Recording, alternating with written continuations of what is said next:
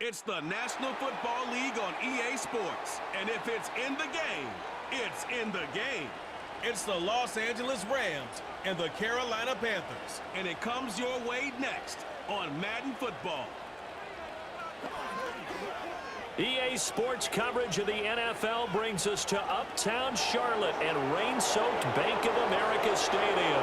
With Charles Davis, as always, I'm Brandon Gaudin. And Charles, you talk about storylines in this one. I think it begins and ends with our two quarterbacks, certainly two of the best in the business. And nowadays, I don't think you can get by for long periods of time without a top-flight quarterback. The way the game is played, with all the responsibility he has and how the game flows through him, if he's not on the top of his game, your team's not going to benefit at all.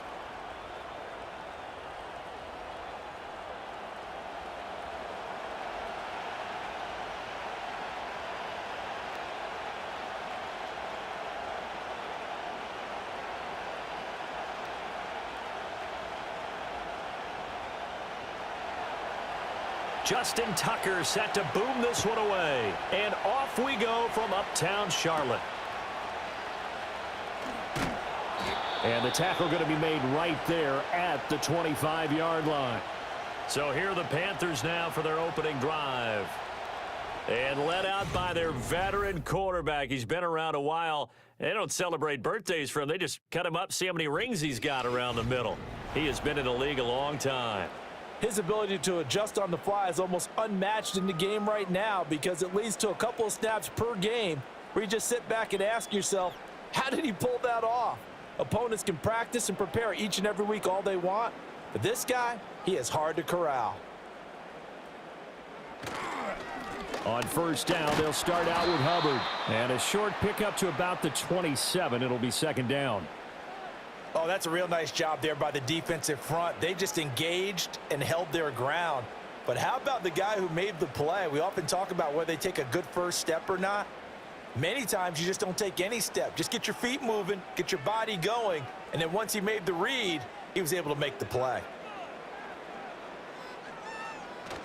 Second down, another chance for Hubbard. And he'll get about 3 here as he's out to the 30.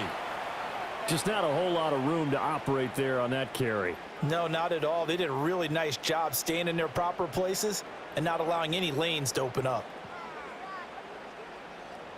Third play here, this opening drive as they're up against a 3rd and 5. From the shotgun, he'll look to throw. Looking left side, and he's got a man. That's Brooks.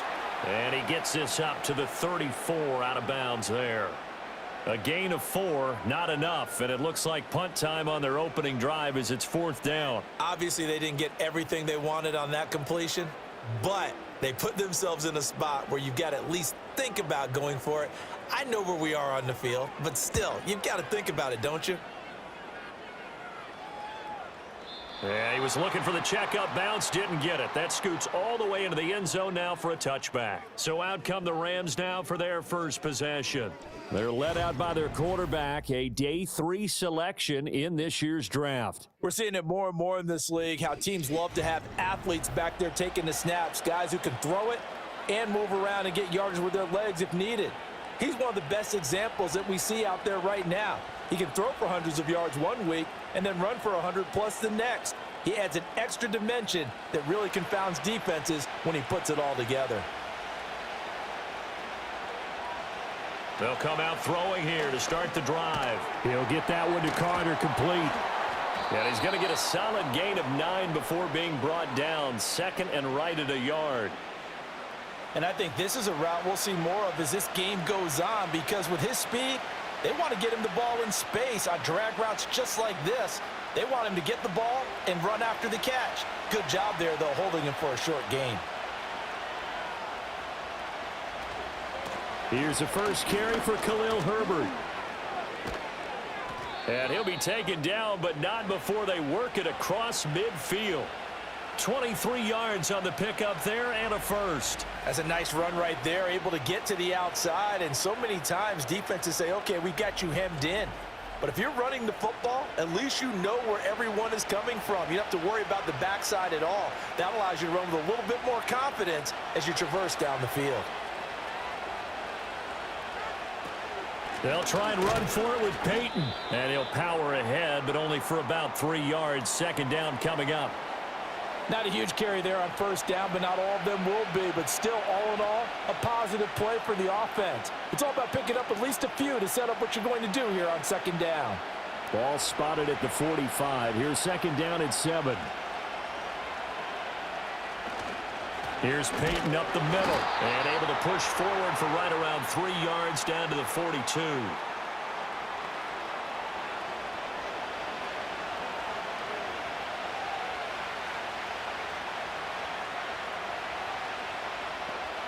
Third and 4.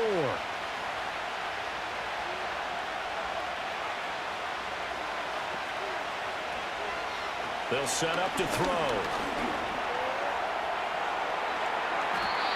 I guess no need to force it when you can do that instead. First down, 18-yard gain. I haven't met a quarterback yet that didn't enter the league with a massive chip on his shoulder if he wasn't a first-round pick. They want to show the league that they made a big mistake. Determined to get the first down there, no hesitation at all to tuck it and go. I bet he would have tried running through their entire defense if it meant reaching that marker. Sideline throw, it's complete. And a nice job there of keeping the toes inbounds. So 5 yards here, 5 on the play, and it'll be second down. I do have to admit, I like it when it all comes together. When the top part, catching the football, right, whether you're catching it with your hands or cradling it, comes together with the legs, in this case the feet, doing a little toe tap to stay in bounds and complete the catch. And a great job by our crew on the camera shot. Love when you see the grass or on the field turf, those rubber pellets flying up. Great catch. Back-to-back receptions for him, and it's another first down. It's all pretty simple sometimes, isn't it? Go where the defenders are not, and he does exactly that. Makes a nice catch to move the chains. Defense, got to find a better way of accounting for the shorter routes that are being run against them. Here we go now on first and goal.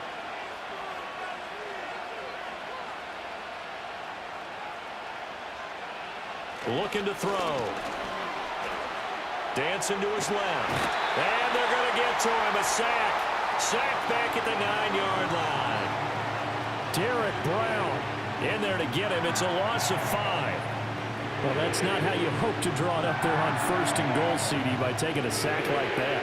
Well, they tried to be aggressive, didn't they? They didn't want to try and work their way past the goal line. They wanted it right there on that play. Unfortunately, it backfired against them. Now they have to try and pick it up here moving forward. Now a handoff inside. It's Peyton. He pushes forward for maybe 3 down to the 6-yard line.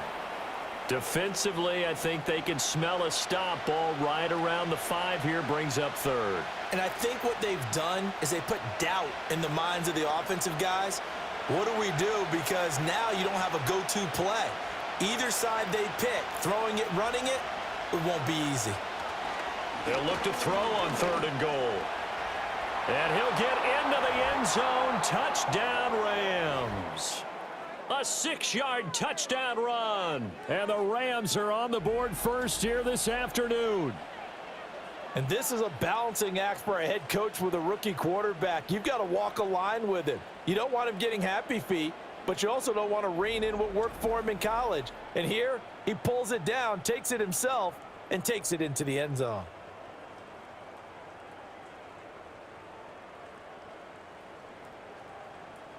Justin Tucker for the extra point.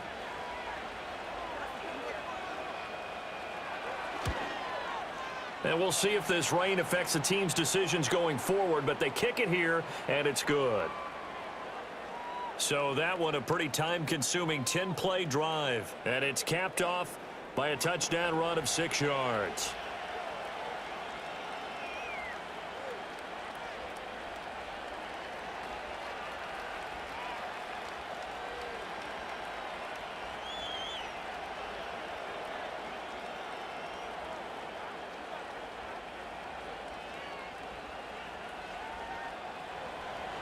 Tucker now to kick it away following the touchdown.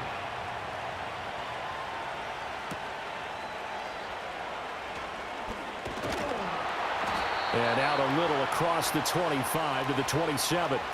The Panthers coming back out onto the field for their second drive. And the last drive, the first drive for them, not very good. 3 and out. What do they go to here? Well, you don't look down at your play sheet and say, this is what the problem is. Let's find out who my playmakers are. Get the ball in their hands, and maybe the offense will move a little bit better. Sometimes it's more important to get it to the right people rather than dialing up the right number.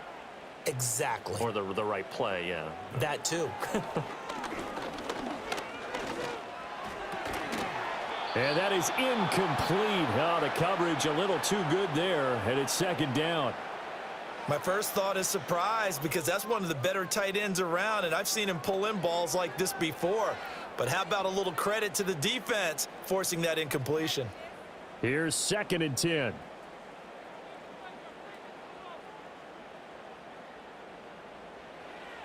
He'll look to throw. Short throw there, caught by Thomas.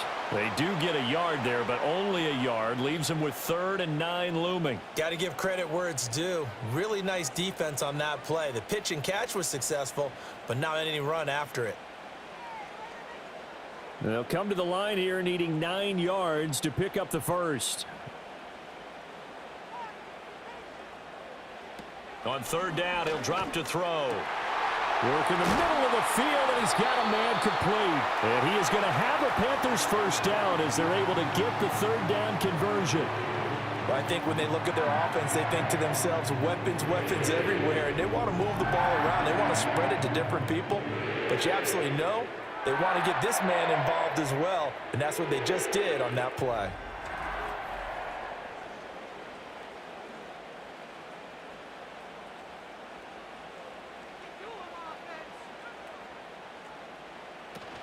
And they'll run on first down with Hubbard.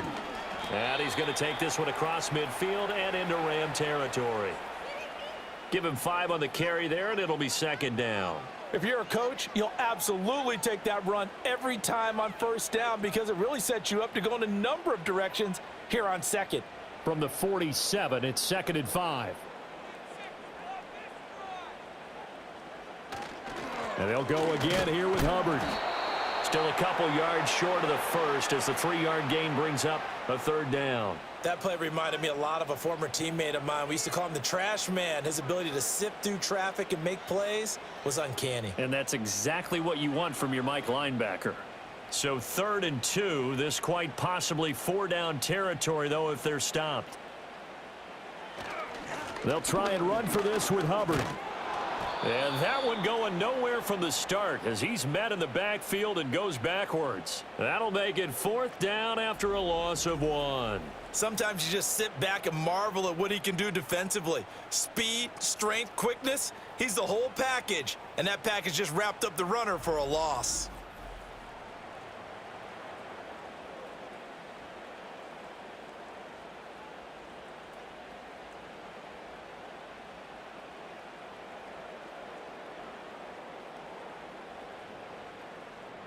So on 4th down, here's Johnny Hecker to punt it away.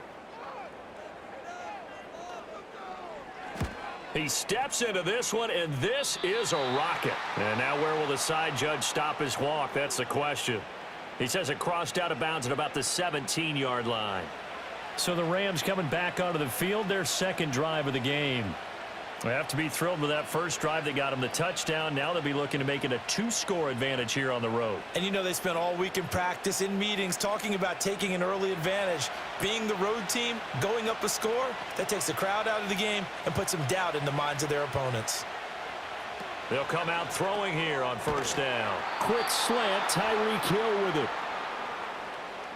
We've seen quite a bit of the short passing game here early on first quarter, haven't we? We have, and I think it works a couple of ways for this team because, number one, you throw the short game until they stop it. And if they're not going to stop it, you keep throwing it, and occasionally you'll break a tackle and turn into a bigger gain. Also, if they start to creep up, start to pressure receivers, now you go over the top, take it deep, and now you get some of those big shots downfield. He'll hit Jackson complete. And he's able to get this one up to his 30 before he's out of bounds. 4 yards the pickup, 1st down. And they pick up a first down, and that came out of the fullback position. But as you and I both know, that doesn't necessarily mean it's a fullback playing in that spot. Well, times have changed, right? The old school fullback doesn't really exist anymore. We're not getting that same player out of college with all the spread offenses, not very many pro style where you actually have a true fullback. We're having to make do in the NFL and put guys in that spot who emulate it but aren't necessarily that position. Well, partner, I'm not sure how this drive's going to end, but how about the way they flip field position there? A nice attacking play that picked up a heck of a chunk of yardage.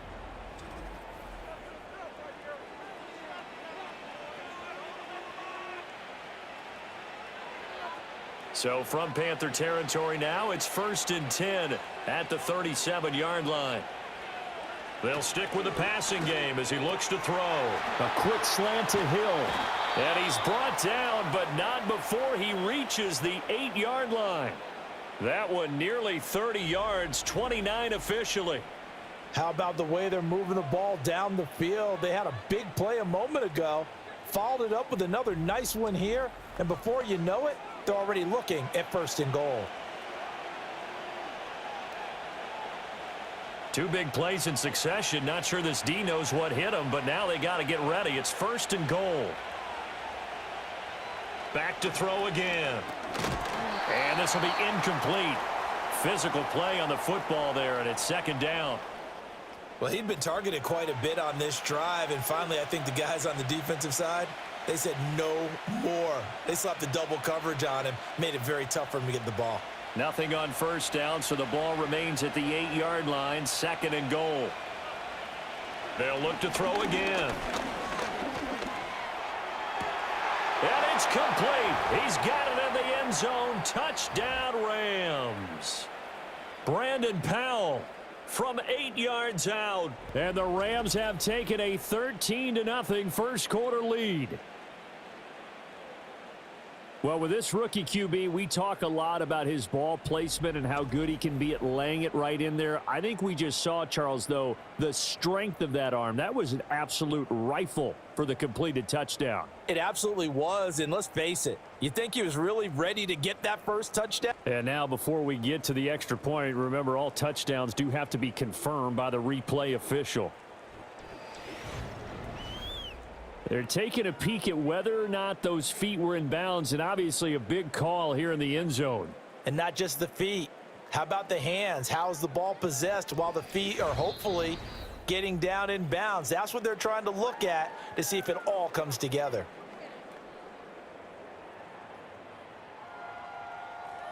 So they called it a touchdown originally, and this will stay a touchdown after the video review, so they had it right. Now Tucker to add the PAT.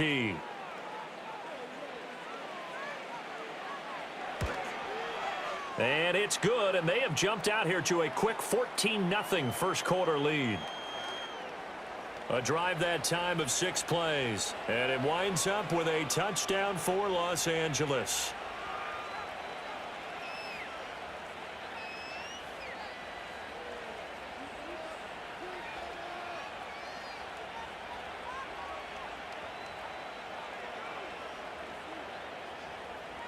Tucker now to kick it away following the touchdown.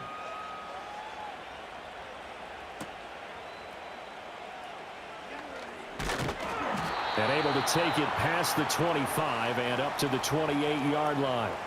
The Carolina offense about ready to go.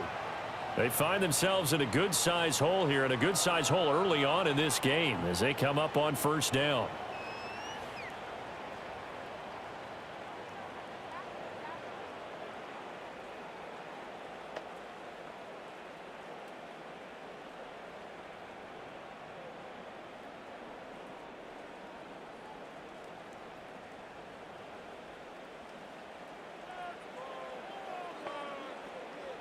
They'll try and start this drive in the air.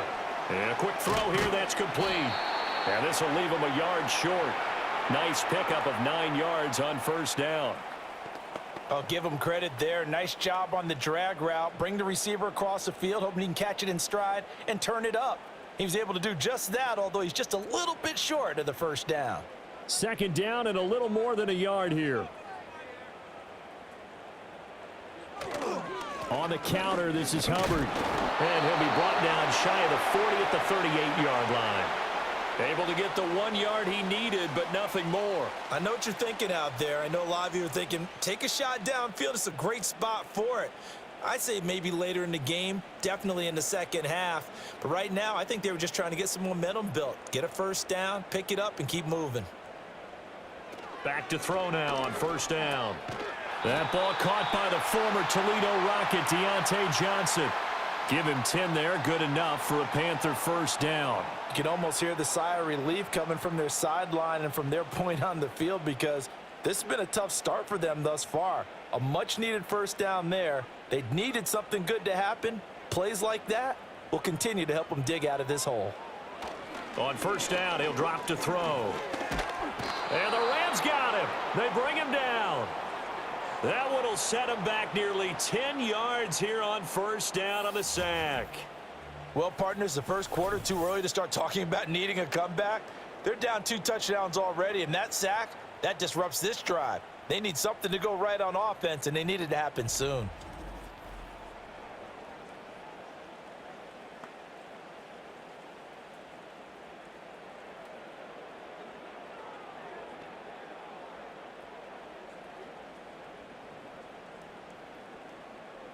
After the sack, it's 2nd and 19, and the road gets a bit tougher from here.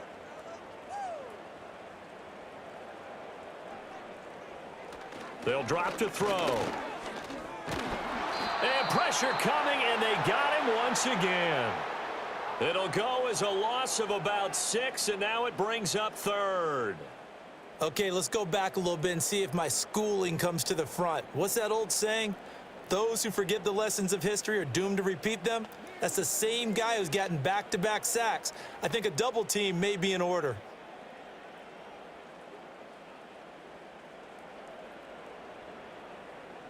Need something from deep in the bag of tricks here after first and second down went backwards. It's 3rd and very long. They'll set up a throw. And that will be incomplete. Well, based on what we've seen so far, I don't think you can even call this an off day anymore, partner, because this group we're watching, they are totally out of rhythm, trying to get their game plan up and running. That 0 on the scoreboard is glaring down at them with every incompletion. So on now is Johnny Hecker to punt this one away. And he gets this away, and look at this. This is a good one. And he couldn't get it to check up. That kicks all the way into the end zone for a touchback. The Rams offense and Khalil Herbert making their way back out. And he has been a big component of the passing game so far. You see the numbers for this first half. This defense is going to need to find some way to key in on him because he is eating them up right now.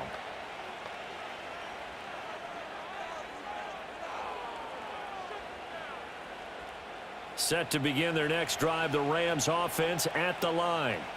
Well, this offense looks like they have a little extra pep in their step as they take the field here for drive number 3 because remember, Charles, drives 1 and 2 both ended in the end zone.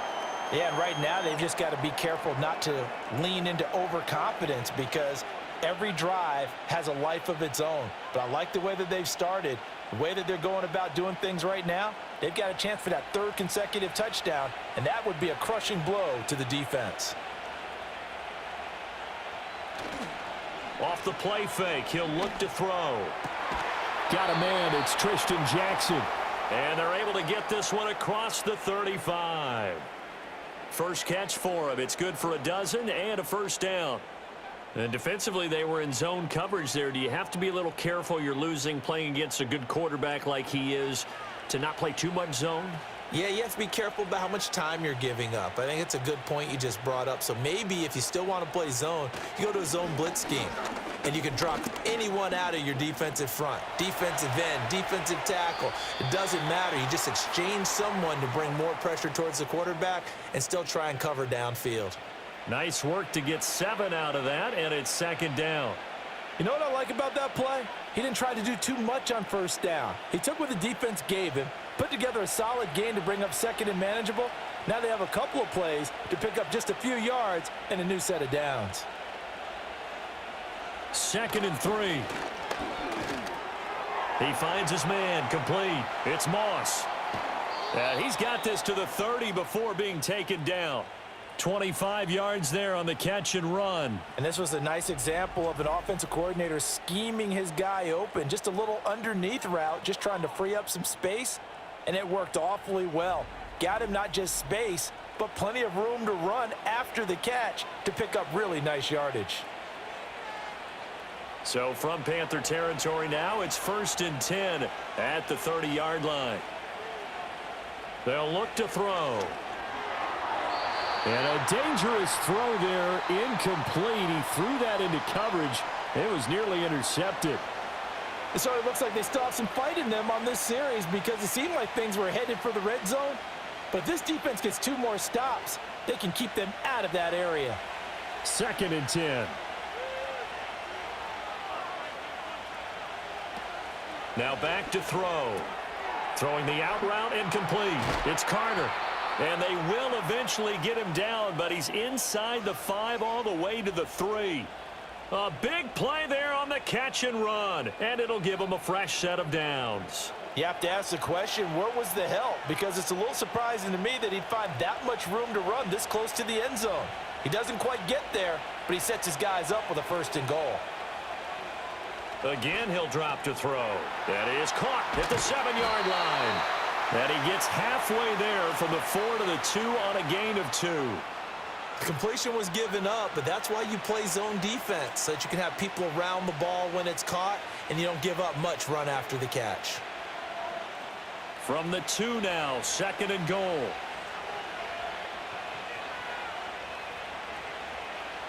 Back to throw here. Forced out to it, and he's going to take this one in for a Rams touchdown. Taking it in from 2 yards out. And the Rams have moved out in front by 3 touchdowns. What an effort there. Sometimes you hold your breath a bit when you see your quarterback diving for the end zone. You don't want him to land on a shoulder wrong or take a big shot. But he looks none the worse for wear here, and that winds up a touchdown.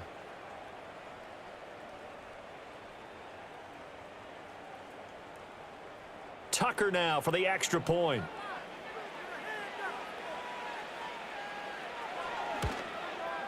It's good, and before you know it, it's 21-0. So an 8-play drive covering 80 yards. And it's culminated by a 2-yard touchdown run.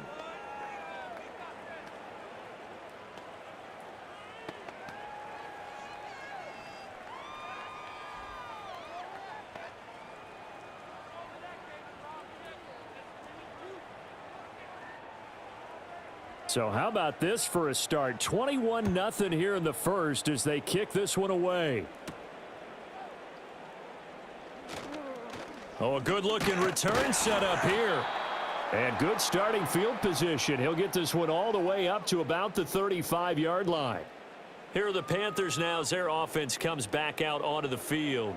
Well, CD, you kind of feel like they're in a bit of a danger zone right here because now you're down 3 scores, and I know we're in the first half, but the way this offense hasn't been able to generate anything, you feel like they probably need to get something going on this drive, right?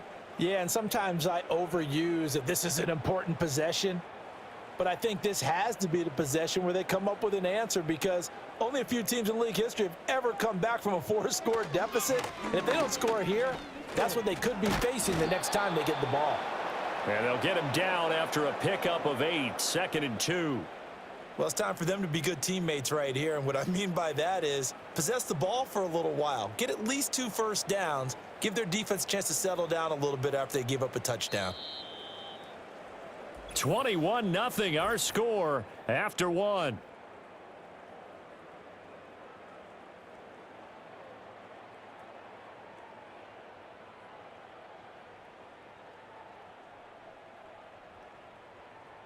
Second quarter now from Charlotte, and it's the Panthers with the football.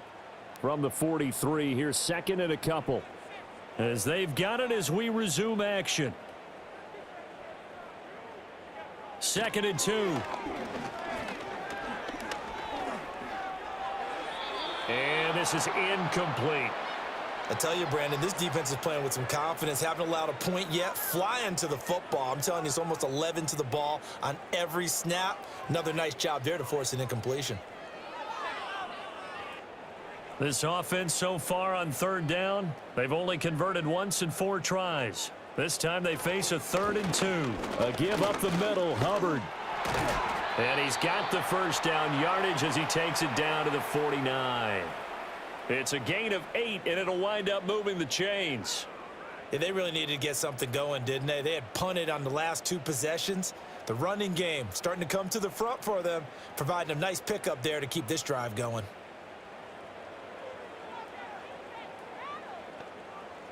Now on first down, he'll drop to throw it. Short throw to the tight end, Thomas. And he's corralled, but not before getting it inside the 35. Good work after the catch, gets him 15 and a first down. And it's a real luxury when you have a guy who can turn a short throw into a solid gain at any moment. Once he caught that ball, he ID'd where the open grass was and got there in a hurry to pick up a new set of downs for his offense. Straight ahead with Hubbard. 9 yards is the pickup there, and they'll have a 2nd and 1. This drive is turning into an extended one, and the guy carrying the ball, he's becoming more like a body blows guy. Every carry is putting some damage on the defense. So after a while, I'm not too sure how many guys are going to want to run up and tackle him. 2nd down and a yard.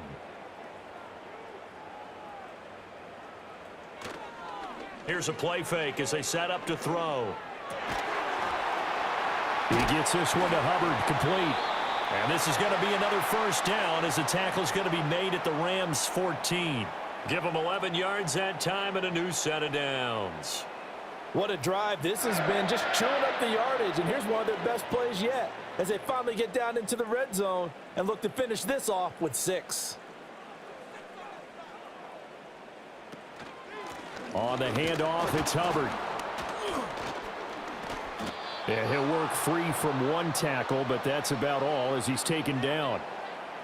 Give him a couple on the carry there, 2nd and 8. When we talk about defenders, specifically linebackers, keeping their eyes in the right spot, he had that eye down the entire time. And you know that's not easily done because they throw a lot of misdirection at you. They try and fool you and get your eyes in the wrong place.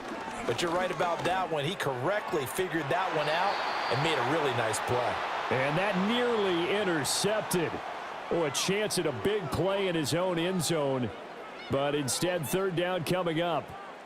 Some of the fans here don't seem too happy about what we've seen in this first half. No, not at all. And I understand why. They've looked lethargic, out of sync, and it shows on the scoreboard. Out of the gun now on 3rd down. Pass taken in by his big tight end. And he'll take this into the end zone. Touchdown, Carolina. A 12-yard touchdown grab. And the Panthers are able to make some inroads here to that deficit. On that 3rd down call, the goal was to get the ball to their tight end and pick up a first down, but he wasn't satisfied with just that. They got the first down. That was the gravy. He decided to take in the whole meal and rumbled in for a touchdown.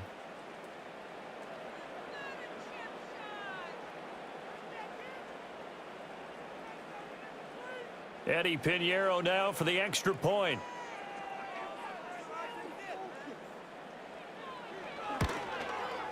It's up, it's good, and that'll cut the lead to 21-7. A good drive that time as they go 9 plays in all. And the end result, a Panthers touchdown.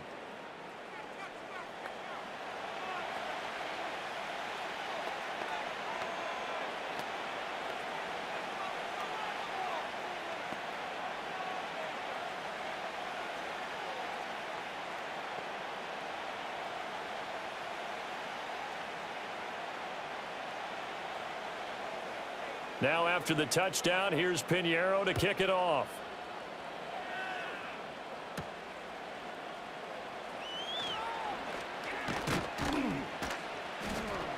And good starting field position. He'll get this one all the way up to about the 35-yard line. Here's a Los Angeles offense as they get set to take possession. And thus far, the weather has not slowed this offense down one bit. They've looked good so far in the first half. They certainly have. And think back to our meeting with the head coach. And we asked him because we saw the forecast for this game, didn't we? He said, hey, have you prepared for this? And he talked about the different drills that they've done in adverse conditions, the wet ball drills, things of that nature. He said, I don't think it's going to slow us down much. We tend to handle it pretty well, and he's been right. And he'll fight forward on the straight-ahead running for just a couple of yards, second down.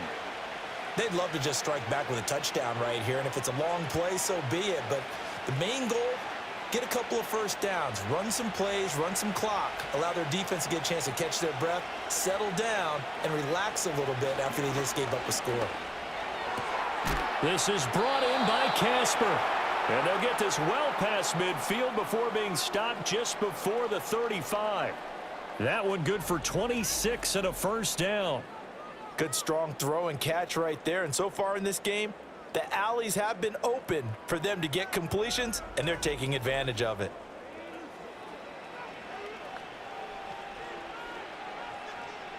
Line of scrimmage moves from one 37-yard line to the other as they come up 1st and 10. They'll set up to throw. Throwing into traffic there, and that's complete. And he works it past the 30, almost to the 25. 10 more for him on that one. He's been a busy man. It's a first down. A lot of tight ends just use their size and their strength, try to occupy some space and kind of body people away and catch the football. But not this guy. He's a refined route runner. Makes me wonder if he took some dance classes in his background with his footwork. They go play action here on first down. And he'll get this into the hands of Hill, complete. And he's going to take this one in for a Rams touchdown. Tyreek Hill, 27 yards, as his guys have opened up a very comfortable lead. So the quarterback drops to throw, looks over, and boom, a guy that wide open, he has to be thinking, wait a minute, this is some kind of a dream. This is too easy. Yeah, a great dream. One you don't want to wake up from. But for the defense, almost feels like there was a bust in coverage.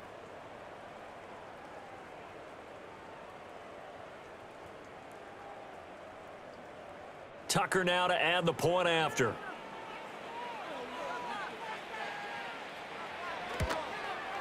He knocks it through. It's 28-7.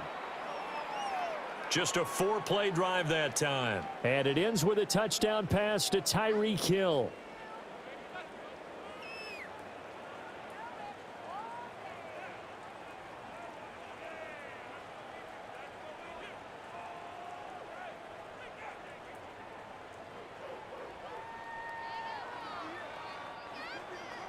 Tucker now to kick it away following the touchdown.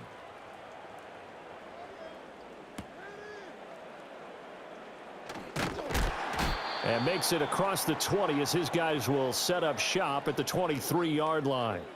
The Panthers now set to take over offensively. And this not an easy situation. You're down early, in the elements, you're on the road. How do you get the mojo back? Well, one thing is to remember that as an offensive player, you have a much better idea of what you're trying to accomplish and where you're trying to go than the defender. So in this case, because you know it, you can make your cuts with a little more decisiveness, maybe a second fake, some double moves, things of that nature, to go ahead and try and put some pressure on the defense. And not much there. Maybe a yard up to the 24. I think if they want to start getting back into this game, it behooves them to get better on first down. Yeah, certainly not what they were looking for there out of the opening play of this drive. They work now on 2nd and 9.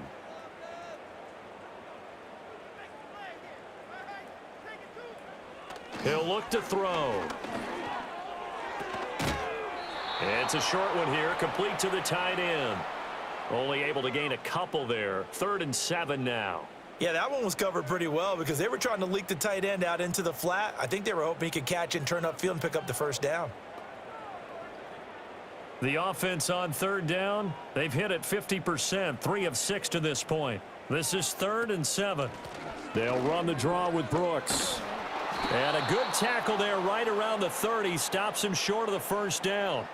It'll be a gain of 4, but it won't be enough. It leaves him with a 4th down now.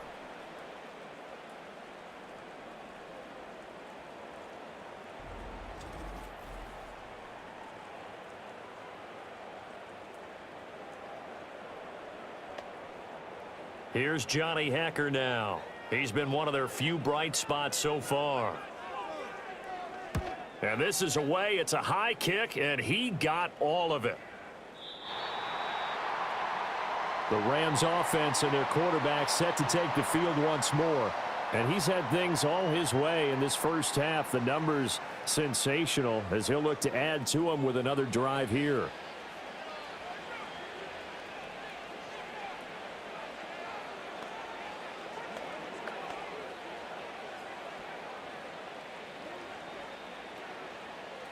Set to begin their next drive, the Rams offense at the line. Well, everything right now that they touch on this side of the football, it seems to turn to gold. They've scored on 3 straight possessions. That lead continues to grow. And, I mean, if they can get points here, Charles, might almost be an insurmountable comeback for the other side. I think you make a great case for that, so I'm going to flip it over to the other side. Could they make the big comeback? Certainly. Am I expecting it? Not at all. I think if we don't see a drastic change in how they're playing, this blowout's going to get bigger and bigger before the final gun. On the give, here comes Peyton. And some nifty running here as he'll take this across midfield and down to the 47. Another strong gain on the last 2 plays. They've moved it a combined 33 yards. When he runs, he seems to do a nice job of knowing when to be patient and find the hole, and then when the hole is there, he goes quickly. You're exactly right. He knows how to just take off, but you know what else? Brings a little thump with him, doesn't he? He does. He packs the boom at the end of the run and finishes it going forward. That's what you want to see out of your backs. And they'll wind up getting this one all the way down inside the 20. Give him 30 yards there. This offense is looking very comfortable here in this first half. Very relaxed, very smooth, very efficient. No wasted motions. Things are definitely going their way, and they continue to move the ball downfield. So the big play means just like that, they'll operate from the red zone now on first down. On play action, they'll throw. Now a quick throw there, but it's going to be incomplete. Really good coverage all over the field. It took away his intended read and almost dared him to try for his guy out of the backfield. No surprise on that one. It doesn't connect. Now a 2nd and 10.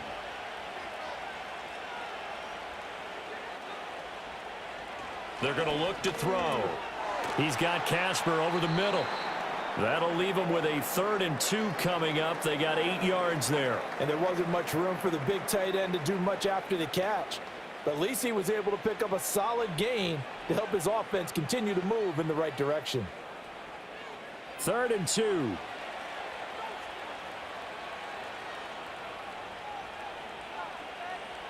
They'll stick with the passing game as he looks to throw. Able to find the open man. That's complete. And he'll get this down inside the 5 to the 4 before he's out of bounds.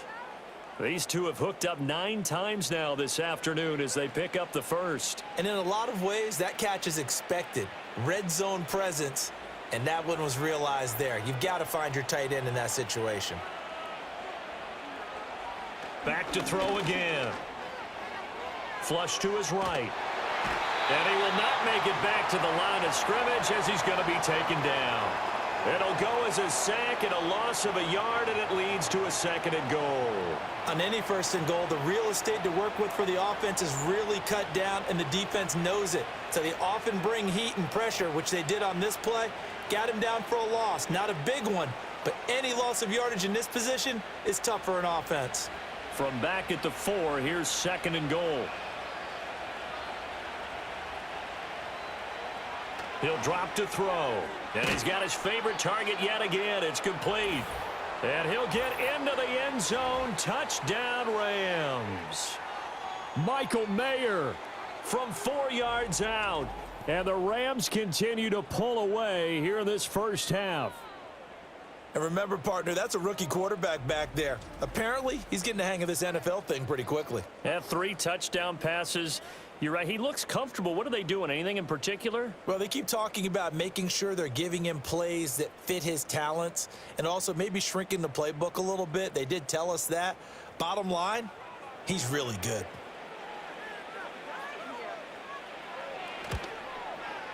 A good hold in these wet conditions. The point after is up and good. And the route is on here in this first half.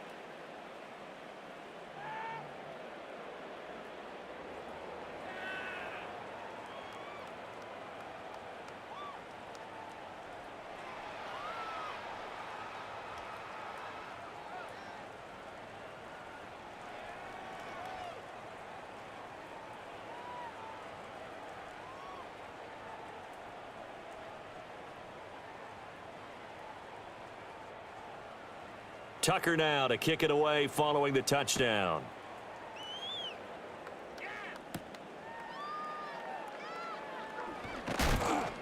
And up to about the 26-yard line, just across the 25. Carolina getting set to take the field. See if they can put this drive in the end zone, Charles, because it's been a little bit of a rough go at times. They've had to punt the football a ton in this ball game because of stalled out drives. So are you saying that you're kind of tired of seeing the punter run out there and do his thing during this game? Is that what you're trying to say? Well, I mean, I'm okay with it. I have a feeling that this offense, they don't want to see the punter again. And frankly, the punter doesn't want to run out there anymore himself. He'd love to see his offense put together a drive and give his leg a rest. Yeah, boy, this defense again really making things tough on him as they stop him for no gain. As usual, the hallmark of a good run defense, linebackers making plays near the line of scrimmage. Absolutely nowhere to run there. So after the run for no gain, here's 2nd and 10. Looking to throw. Quick hitter here, it's complete. And he's going to get a good gain of 9 here up to the 34. You can see the time and effort and thought that they've put into their passing game because it was evident right there. It looks like a simple pitch and catch, but you and I both know that they have planned for this and worked hard to make it happen.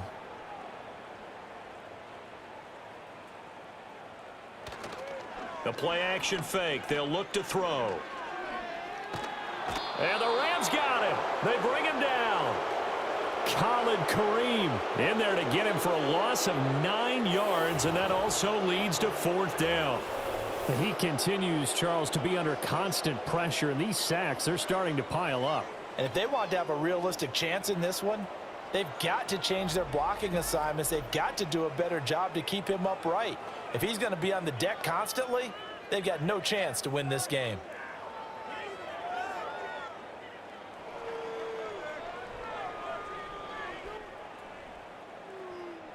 Here's Johnny Hacker now. He's been terrific so far.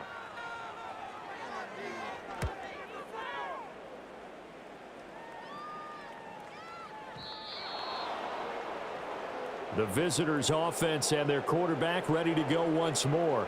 And he's done everything you could have asked for coming in. He's spread it around. He hasn't taken many chances. And he's potentially on his way to a big game throwing the football.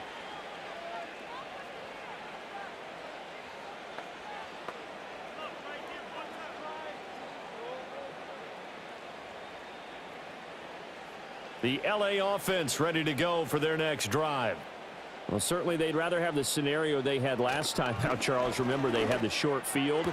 They took it in the end zone. Now this is going to have to be a longer, more sustained drive if they want to get points. Yeah, a little bit more of a quick strike opportunity last time by where they were on the field, and you're exactly right about that. But now, backed up a little bit. What's that old expression we love to use? Time to matriculate the ball down the field and try and do it again.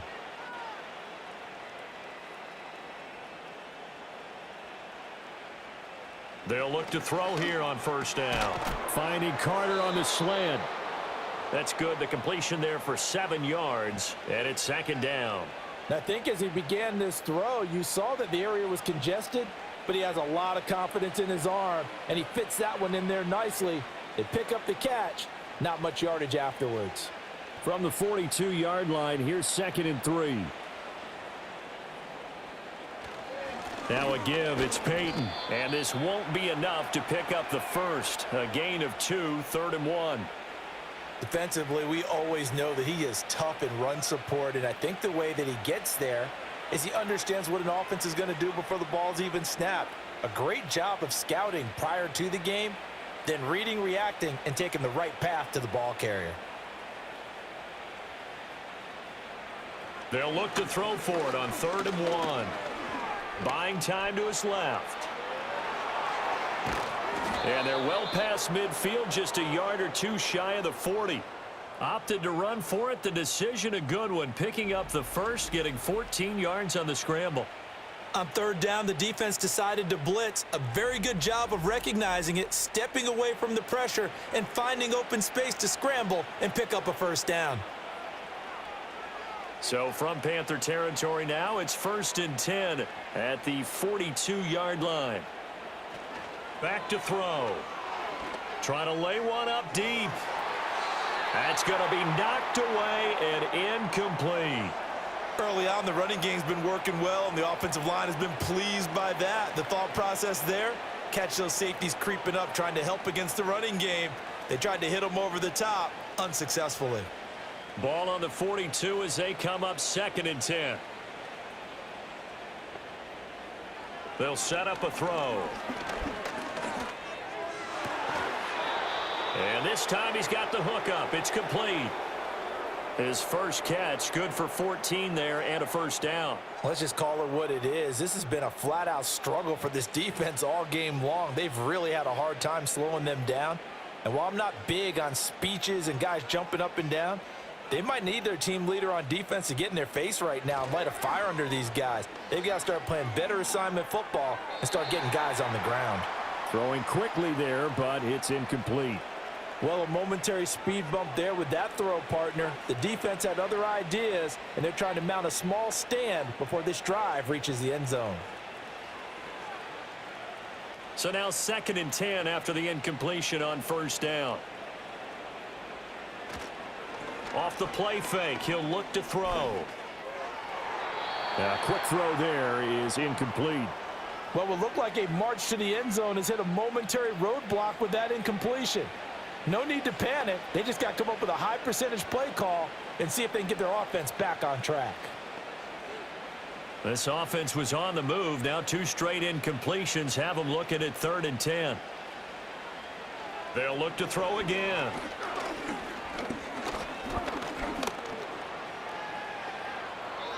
Good coverage downfield led to him taking off, picking up the first down on a 13-yard run. No shortage of impressive moments from him thus far. Now he's halfway to the century mark, and we're still in the first half. There's been no answer for his running ability so far by the defense. I can't wait to see what adjustments they'll have to make during the halftime break. Line of scrimmage, the 15. It's 1st and 10. They'll look to throw here. Oh, there's that man again. It's complete. This will be stopped about 2 yards shy of the marker. 8-yard gain, 2nd and 2. They gave up the completion there, but this is what zone defenses count on.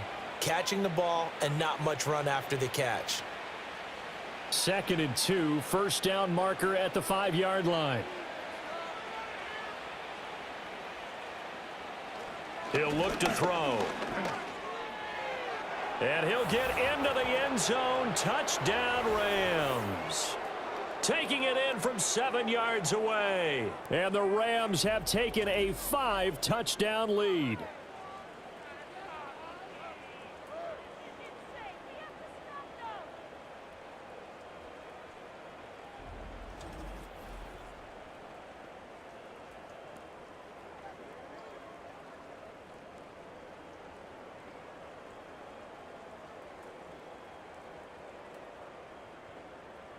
Now Tucker to add the PAT.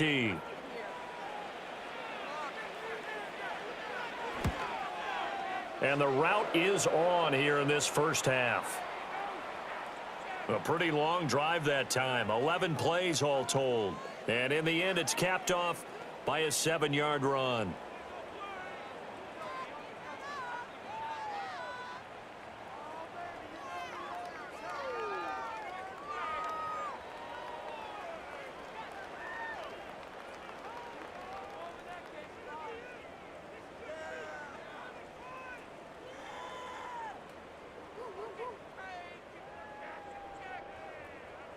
Tucker now to kick it away following the touchdown.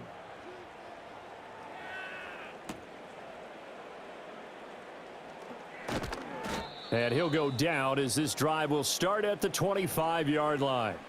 Here's the Carolina offense as they get ready to take over here. These guys definitely hoping for a better showing than their last appearance. They couldn't really even move the football much beyond the shadows of their own goalpost, Charles. We'll see if they can get a better, more sustained drive going here. Yeah, and every team that we ever talk to says the exact same thing. When you start a drive from that deep in your own territory, the goal is a minimum of at least 2 first downs, because even if you have to punt then, you change the field position, right? You flip the field a little bit. They didn't get that done. This time they want to string together a nice drive and help themselves out. It'll be a gain of 5, and that's going to bring up second down. Brandon, perfect defense in this situation would have meant that there was an incompletion. They would have picked it off. Okay, so they gave up the completion. But I really enjoyed watching how the defense stayed in sync, stayed in great communication, and as he dragged across each zone, you see him pointing, communicating. There he is, and they passed him up to each defender. Ended up making a nice play, even though it was complete. 7 yards there and a first down. It's been a very one-sided game so far. They got to change what they're doing right now, don't they? You can't wait till the halftime speech to make an adjustment. No, you can't, because if you're doing it right, you're adjusting from series to series, and they need a big adjustment here to try and put some points on the board. And the Rams got him. They bring him down. Now the Panthers going to use the first of their timeouts as they'll talk things over prior to this upcoming second down play.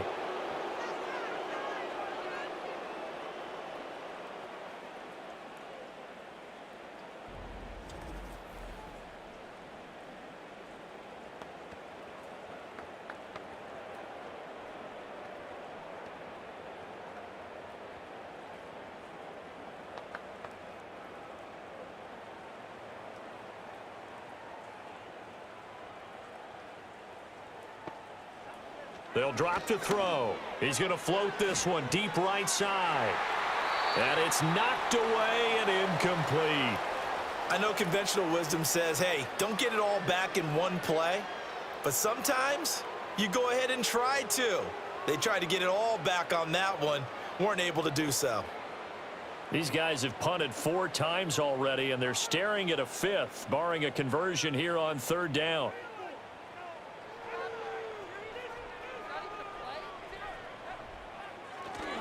On the give, this is Hubbard. And he'll get it up to the 33-yard line. Call it a gain of 4, and it'll bring up fourth down. Well, the guys who are paid to make the tackles deserve some kudos there, but I think they deserve even bigger ones because in that situation, they had to be thinking pass. Loosened up defense, going to pass coverage. Instead, maybe they surprised them a little bit running the ball, yet they rallied to it and stopped them well short of a first down. On is the punter, Hecker, as he gets this one away. And problems spreading to the punt team now. This one goes all the way into the end zone on the fly, so that'll come back to the 20. The visitors' offense and their quarterback headed out for this next possession. And this defense has got to be searching for answers right now. It's been his ability to make plays on the ground here in this first half that's really giving him fits.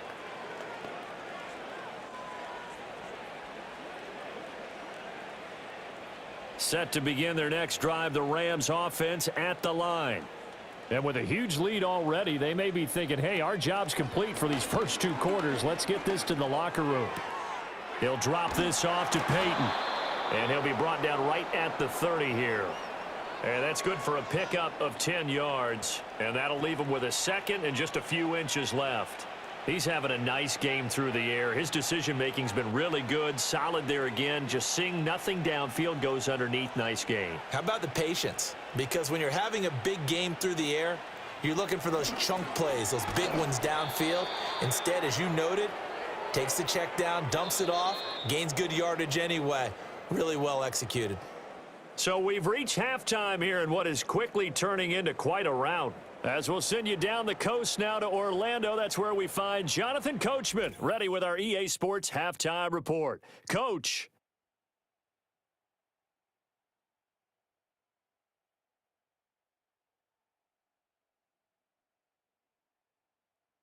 The highlights from the first half, all one-sided. This one got out of hand early, and now you have to wonder how these teams will approach this second half. Because this one's already close to being in the bag, if it's not already.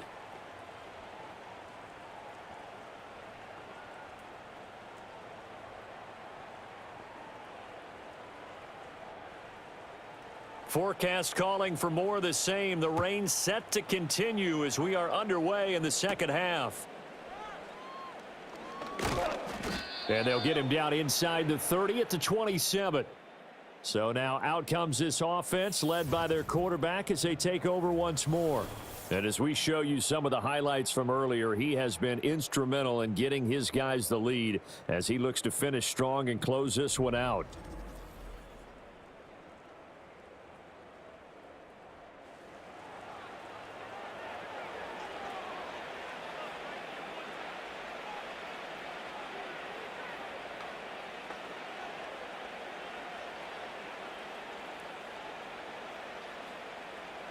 Set to begin their next drive, the Rams offense at the line.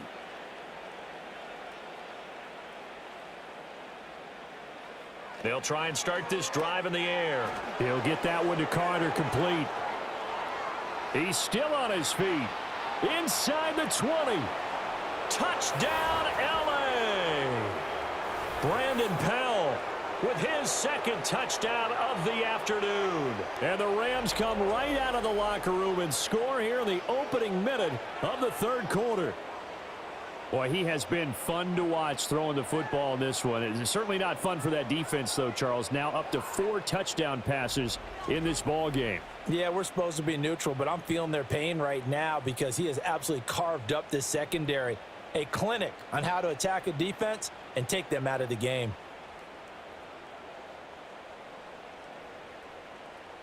Tucker now for the extra point.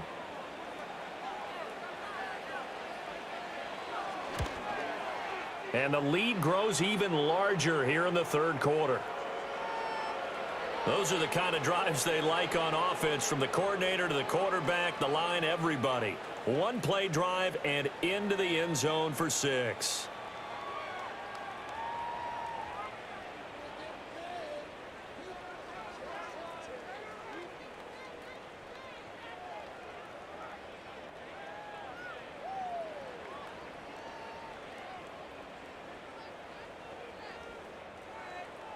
Tucker now to kick it away following the touchdown.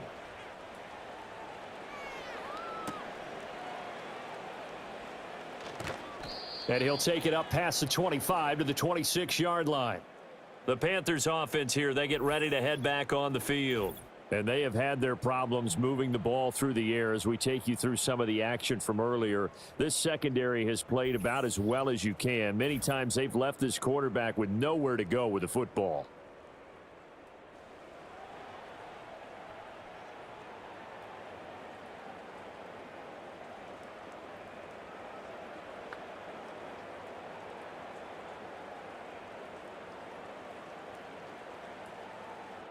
The Panthers out there and ready to begin their next drive. They'll come out throwing here to start the drive. Short throw there, caught by Thomas.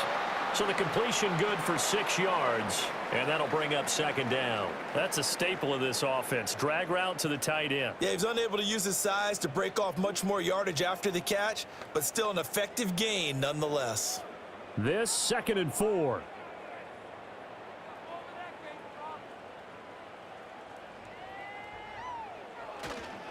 Here's a play fake as they set up to throw. Now he's loose at the 40. And finally taken down at the 34. It's a gain of 34.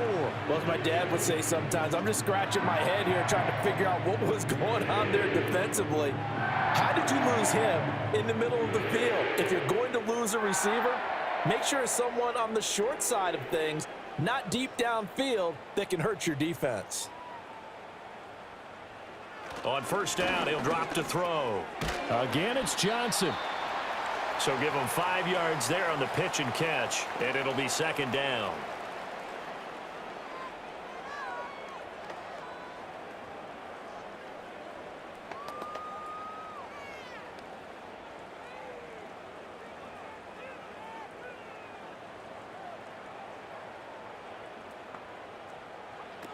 Again, he'll drop to throw. Got his man complete over the middle. It's Stewart. Short completion, just 4 yards. And now 2 yards to go on third down. And just in general, Charles, on a play like that, how tough is it for the defense to account for a running back essentially being a receiver downfield? It's very difficult, especially if the running back has skills like a receiver, and you're aware of that before the game even begins. So throughout your practice sessions, you're going to want to be aware of him. Where is he lining up? What can he do? What kind of damage can he do to us downfield? And who can match up with him without weakening our overall defense? You're exactly right. It's a tough task to match up to him. What an advantage having an elite guy in the middle of the defensive line, because not only does he take up the space and let the linebackers run free, but he can also make plays himself, as we just saw there. They'll run for it. It's Hubbard. And this is going to be nowhere close. Needed some inches and ended up losing yardage. And the Panthers turned away on 4th down. And the Rams are going to take possession of the turnover on downs. So he needed the short yardage, Charles. He elected to try to bounce it outside of the outer third, unsuccessful. Sometimes those plays are stacked up by the defense and there's nowhere to go, so you have to bounce it outside. And some backs just get impatient. They want to go to where they think there's more open territory instead of going where the play was actually blocked. In any case, it didn't work here.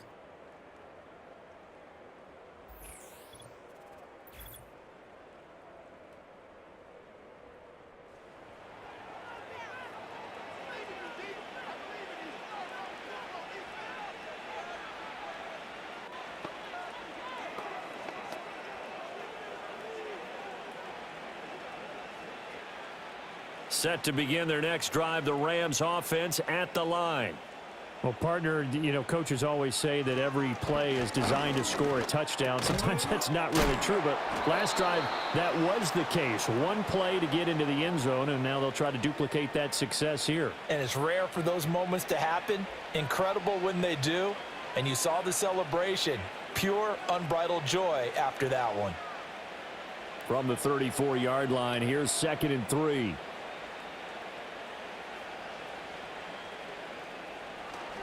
They'll run now with Peyton. And this defense able to plug him up there as he'll get a yard to the 35. Well, praise has to go to the guys on the offensive line because they've had a very nice, productive day running the football. How about that poor defensive line? They've been knocked around the entire game, and while they slowed them down on that run, can they continue to do so? Because they haven't had much success throughout this ball game. On 3rd down, here's Peyton. And he will have 1st down yardage as he's brought down at the 41. 54 yards on the ground for him now on 9 carries. We all love to have a home run hitter in the backfield. Guy who can take it the distance.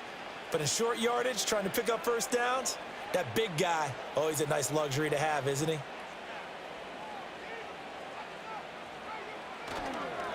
On the run, it's Peyton. And he'll power his way forward for about 4 yards there on the 1st down carry. And that was a quality play to start a new set of downs. That was simply an offensive line winning the battle up front and winning in a big way and giving their guy in the backfield a nice lane to hit. 2nd down and 6 now.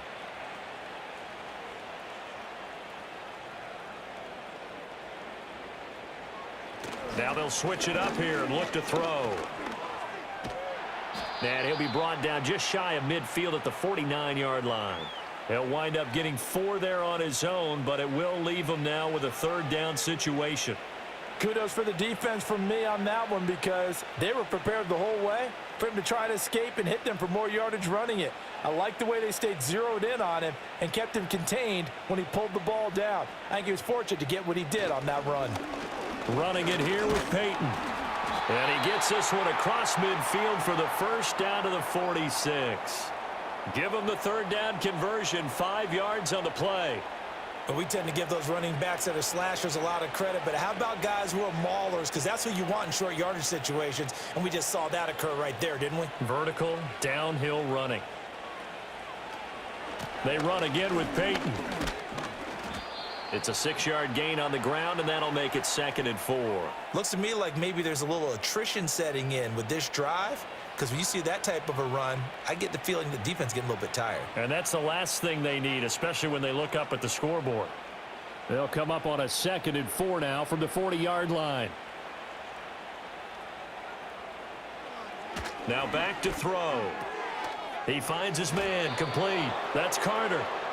He's been big, 2 touchdowns earlier. Now he's got a 1st down here. And he's certainly been a huge factor in this when he's got the 2 touchdowns to his credit. Now they look to him again. He picks up the 1st. Yeah, I can hear everyone saying, well, why don't you cover him, double him, triple him, do what you have to do. But sometimes they get locked into such a groove and such a connection, it doesn't matter how many guys are in his area. He certainly looks to be in that groove right now.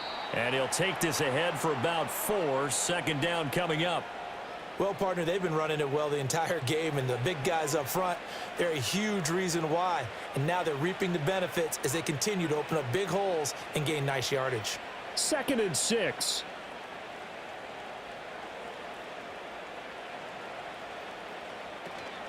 They'll look to throw. It's a short one here, complete to his tight end. And he's brought down, but not before he reaches the 8-yard line.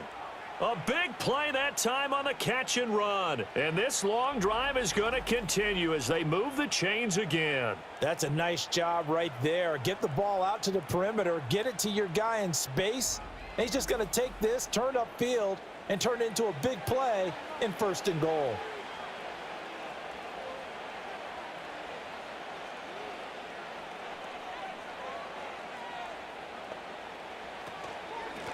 They'll try and run for it on 1st and goal. And they'll get this from the 8 to the 5. Pickup of 3.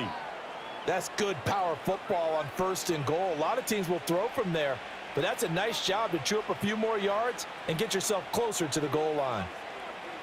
And the ball smack dab on the 5-yard line. Here's 2nd and goal. Back to throw here. And he's going to be dropped. Back at the 15-yard line. He'll wind up losing 10 there, a full 10 yards, so that one hurts. And it brings up 3rd and goal. 2nd goal, last thing you need to do is get pushed backwards to take a sack. But he couldn't find anywhere to go with the football, had to eat it, and ended up on the ground.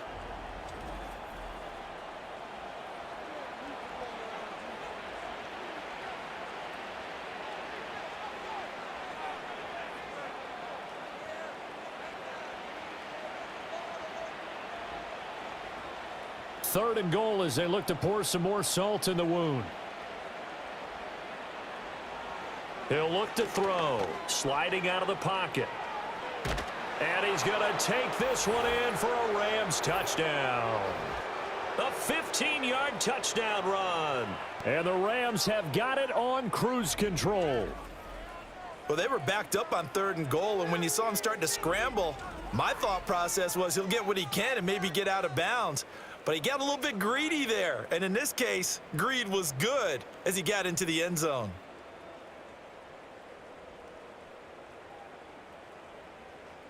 Tucker now to add the point after.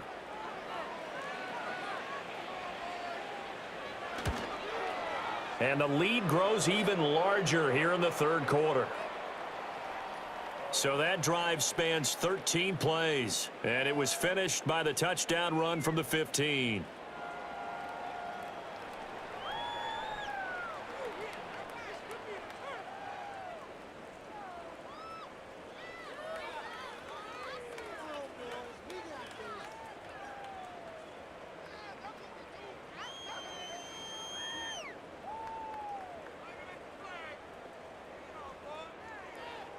Tucker now to kick it away following the touchdown.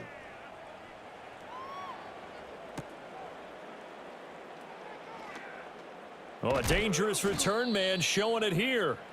A solid return, pretty good field position. They'll start at the 32. The possession of the football goes over to Carolina. They've got some stuff to build on from that last drive because they moved the football, CD, and then they tried to go for it on 4th down, didn't convert, probably left a bitter taste in their mouths. I would say so, and I think that they go out in this series determined for that not to happen again. In fact, they don't even want to get to a 4th down opportunity. They just want to make sure they get it done within the parameters that they've set for themselves. Run their offense, get it into the end zone. Yeah, I think a little bit of determination and a dash of anger. And he slips up past the 45 before being tackled. 58 yards rushing for him now as he's carried it 16 times. Well, CD, a lot of times like to separate speed and quickness, and they've got a back that's both. We know that he's fast in the open field, but, man, his first step is so quick, too. It is something, isn't it? Because you think of that type of speed getting to the perimeter and turning upfield, but also when you run those inside runs, he can get into the secondary so fast the linebackers don't have a chance to react. And he's able to take it across midfield before going out of bounds. So the completion good for 7 there, and it's 2nd down.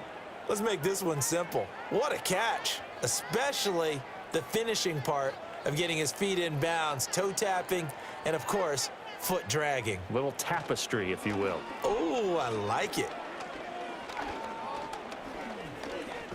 He's going to wind up and air it out. And he drops it incomplete, and their struggles continue here. Not only did he have a chance to scan the field there, it felt like he had a chance to scan it twice. The protection was that good. Unfortunately for him, the coverage downfield, equally good. So the incomplete pass on the last play, and that leads us to a 3rd and 3. From the shotgun, he'll look to throw. Work in the middle of the field, and he's got a man complete. And this is going to be another first down as the tackle's going to be made at the Rams' 35. 11 yards there as they connect on the quick slant. And that's well executed there on 3rd down, and I love the confidence that they had to let their tight end try and find some space in the middle of the field, right in their quarterback's line of vision. And QBs love to make that easy throw, and they hooked up there for a first down. They'll run with Hubbard. And he's going to take this ahead for right around 3 yards, but no more than that. 2nd down. Yeah, I don't know if it's exactly a win-win, but if you're on offense, you'll take that kind of a run, all right? It was kind of stacked up, found a little bit of yardage, and frankly, they're pretty close to staying on schedule on offense. The playbook is still open for the coordinator.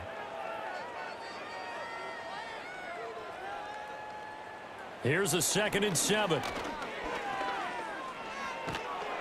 And the Rams got him. They bring him down. That winds up pushing him back 11 yards on the sack. And that'll bring up 3rd. This defense, they just continue to feast. 5 sacks now as a unit. It's been quite an afternoon getting to the quarterback. And we're seeing it come from a variety of places as well. Sometimes just the guys up front and getting to them. Other times you add extra guys rushing the quarterback, twists and stunts. It's been a variety, and they've had no way of blocking them.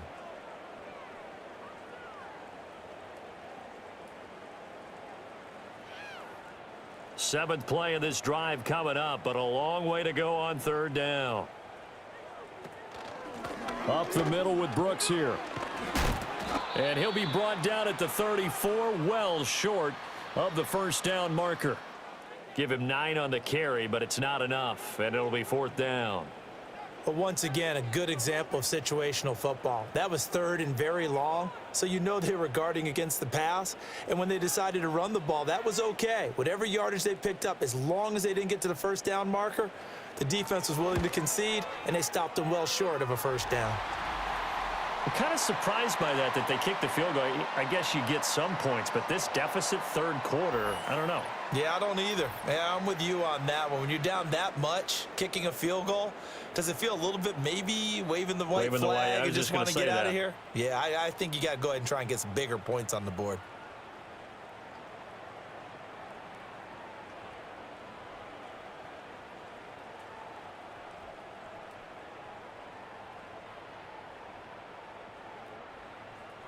After the field goal, on to kick it away is Pinheiro.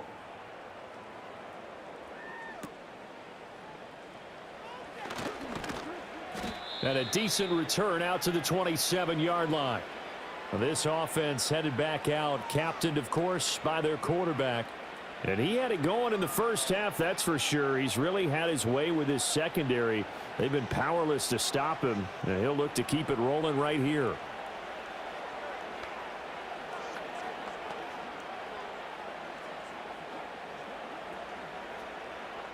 The Los Angeles offense set to begin their next drive. And that last drive was very, very balanced, pretty methodical. You think they go that route again?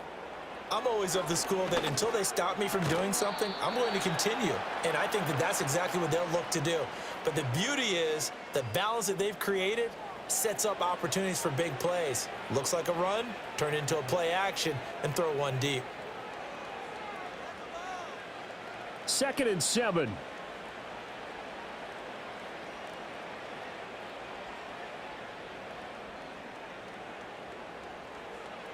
They're going to look to throw. And he'll slide to a halt here, still a little shy of the first down marker. He'll wind up getting 4 there on his own, but it will leave him now with a 3rd down situation. Partner, even I can figure out who deserves the lion's share of credit for their lead right now, because he has been terrific in a dual threat role, really chewing up yardage and getting them points with his legs. Simply put, that defense has had no way of stopping him, and that's why his side is on top. It's a short one here, complete to the tight end. And that'll bring up 4th down. 4th and 4. And he goes out of bounds just shy of the 45. It's a first down, and that catch also puts him at 150 yards receiving now for the game. This offensive game plan has just been sensational. I mean, when you think about all the different ways they've gotten their receivers open so far, it's really been impressive. Scheme, design, execution.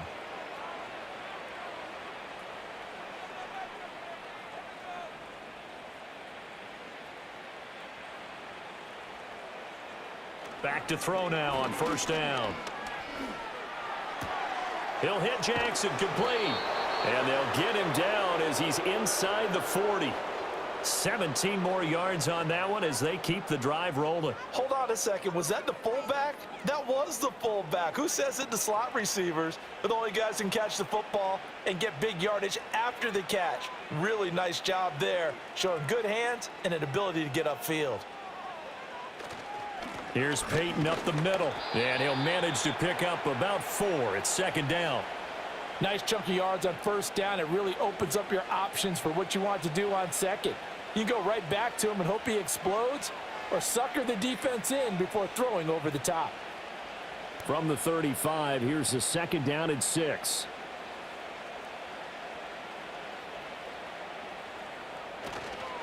Now a handoff inside. It's Peyton. 3 yards is half of what they needed. Now can they get the other 3 here on third down? Let's give a lot of credit to the offensive line. They've been able to move the ball really well on the ground the entire game. And while that wasn't a huge one, that's okay. They'll take them in short, steady bursts. 7th play of the drive now as they come up on a 3rd and 3. He'll drop to throw. And this pass broken up. The contact well-timed there, and now 4th down. Well, no one likes to see that drop, but I'll guarantee it's not going to stop his quarterback from going back to him anytime he has open space. Now Justin Tucker's out to try the field goal.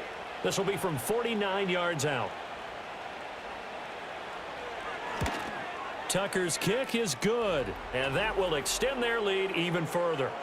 So tack on 3 more, though this, it's just a rare drive where they did not find the end zone. Yeah, you're right about that, partner. But at this point, I don't think you're too concerned about that. You just want to possess the football for a while and drain the clock. If you can get 3 out of it, that's great too.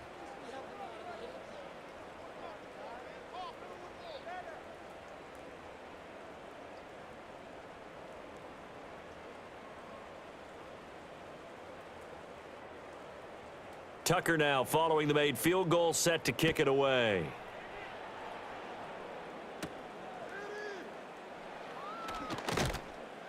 And able to get this out to the 25.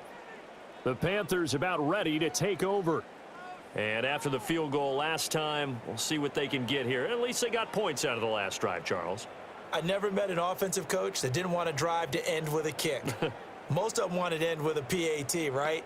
In this case, a field goal, they'll take it.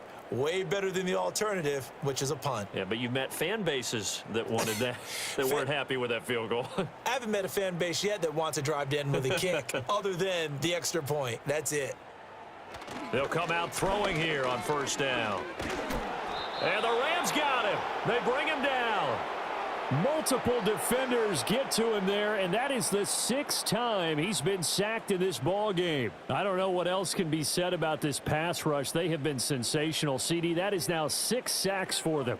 And how many times do we talk to offensive coordinators and they say a sack is a result of everyone on offense not doing their job? But let's be honest about this one. This is the offensive line unable to counter the pass rush. They've been teeing off all game long. Looking to throw. Under pressure, they got him again. They'll wind up losing 10 on the sack, and it'll lead to a 3rd and long. So, Brandon, we sat in with a lot of coaches, and when they talk about things they want to accomplish offensively, I'm not sure that sack and sack are on their play sheet.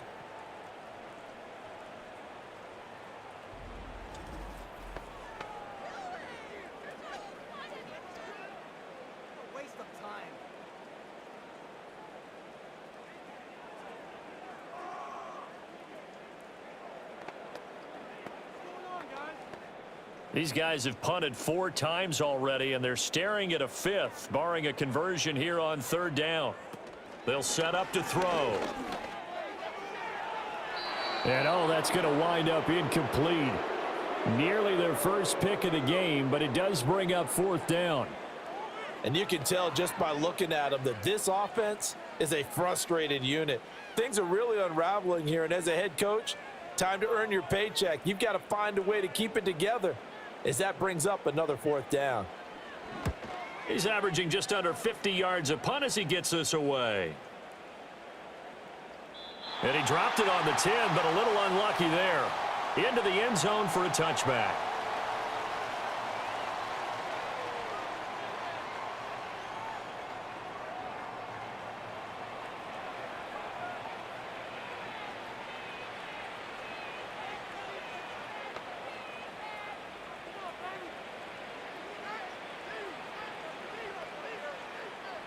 The Los Angeles offense set to begin their next drive.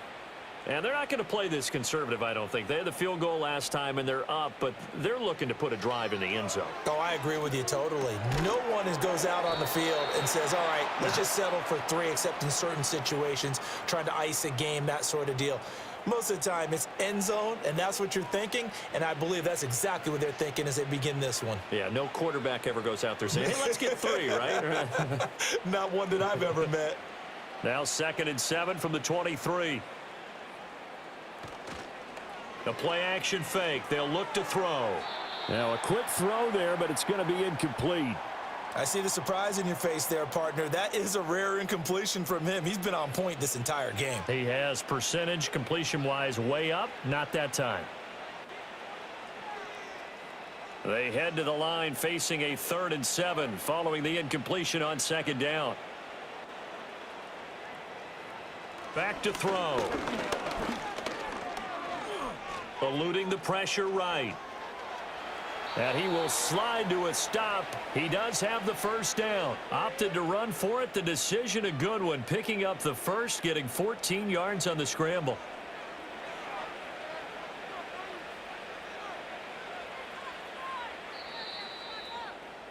And as they come to the line, they will not be able to get off another play as time has run out on this 3rd quarter. You're watching the NFL on EA Sports. And we're back now in Charlotte.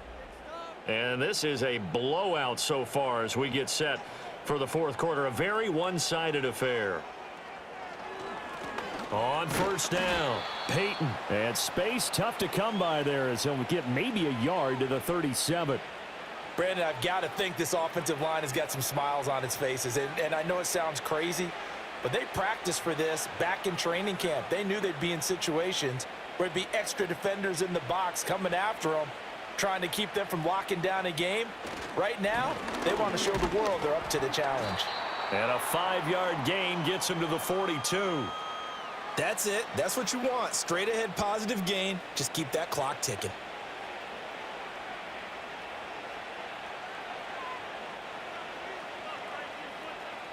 They'll need 5 on this play to move the sticks.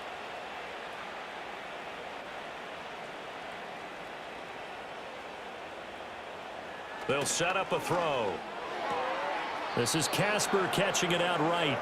So give him 2 yards there on the completion. And that's going to make it 4th down. Now that's going to be a tough one to explain when they get together and watch the game film, isn't it? I mean, they had the right call, had the out route. He's got to know where the 1st down sticks are, yet he steps out of bounds that close. Not their best play. On 4th down, the punt team is on as this is sent away. And onto the field, here come the Panthers. Well, we said it at halftime that they would need a nearly perfect second half to erase that deficit that they were facing, CD, but unfortunately, the second half has pretty much been a carbon copy of the first. Yeah, that early lead was almost insurmountable the way their opponent was playing. And, partner, they do have some good news, though. This one is getting close to being over, and they can try and hit the reset button starting tomorrow. They'll look to throw here on 1st down. Quick completion here to Johnson. And he'll get this up to the 34-yard line. first down yardage on the first play of the drive, 14 yards. Well, a touchdown here on this drive, it wouldn't really put much of a dent in the score, the deficit right now, but as you've mentioned in the past, CD, their coach is probably just hoping to see something executed correctly on this drive before we close out the ball game. Yeah, and I think that every guy who's on the field has to feel exactly the same way, because if not, they might be looking for replacements. Treat every drive as if it's your last and make it a successful one in some small way. He'll get 8 on the scramble there. It'll be second and a couple. I do think it's fair to say that they were caught off guard a little bit when he decided not to throw it on first down. But give them credit. They recovered in time to deny him the first down yardage. But it's only second and short. So that run is still likely to lead to a new set of downs. Second and 2. And now the ball's out. Fumble near midfield. And now the Rams have got it going the other way. And they'll set up shop right near midfield at the 49-yard line. And I don't know that that fumble is going to matter a whole lot. You look at the deficit here in the fourth. It doesn't matter. The coach on the sideline still scratching his head. Yeah, not only scratching his head, but probably writing a note or two about, we're going to address this come practice next week, because maybe that's the reason we're down this far. Doesn't matter at this point, but being sloppy throughout the game, not going to help them improve. L.A. set to take over again on offense. And they have to be feeling pretty good. Comfortable fourth quarter lead as they take over following the fumble recovery. And now, as with every potential turnover, they're going to take a second look at this just to make sure. Now the question, was the knee in fact down before this ball comes loose? And is the video convincing enough to overturn it? A lot of factors here. Remember, you also need clear possession of the football afterwards. This is a tough one to overturn. So that one overturned. They say the knee was down, and that will not be ruled a fumble.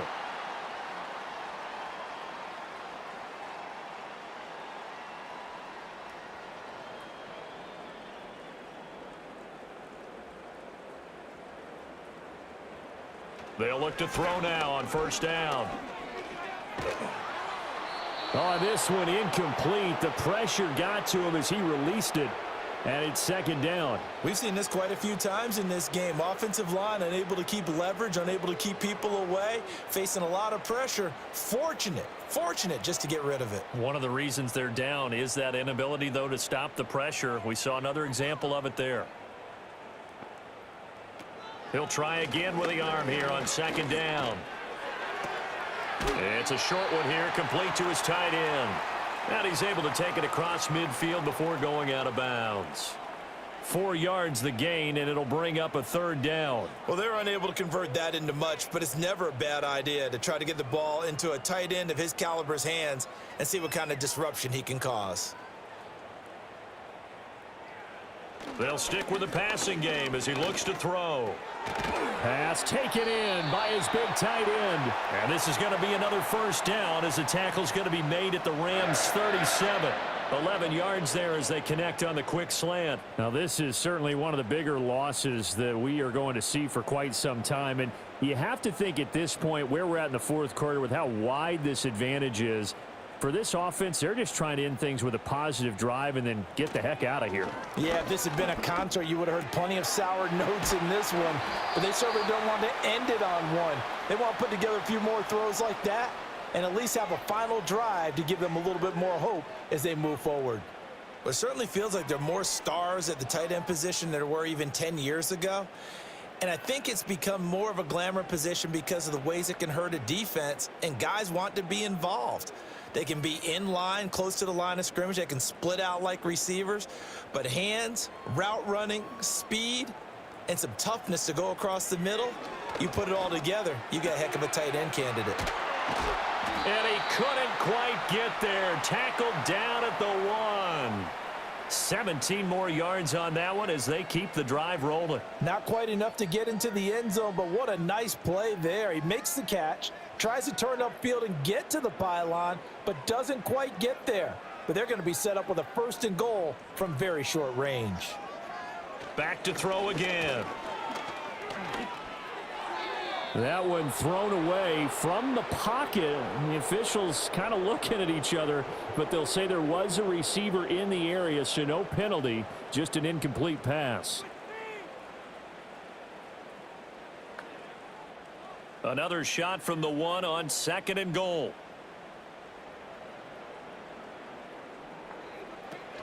Hubbard is into the end zone for a Panthers touchdown. Sometimes offensive can get too cute down near the goal line, but there's nothing fancy about this one. As Coach Lombardi would say, we get a seal here, and we get a seal here, and we run this play in the alley. And that's good work to hit the hole hard and finish in the end zone.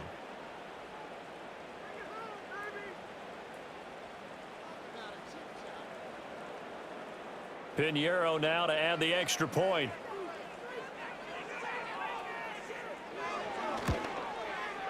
And they make the score a little bit more respectable here in our final quarter of play. A 10-play drive that time. And it was Chuba Hubbard who finished it off with a touchdown run.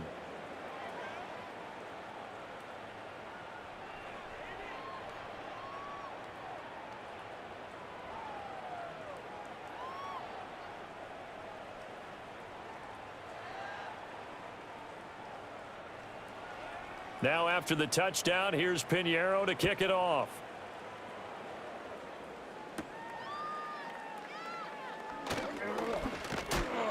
And they'll start this drive just across the 30. Pretty nice work on the return.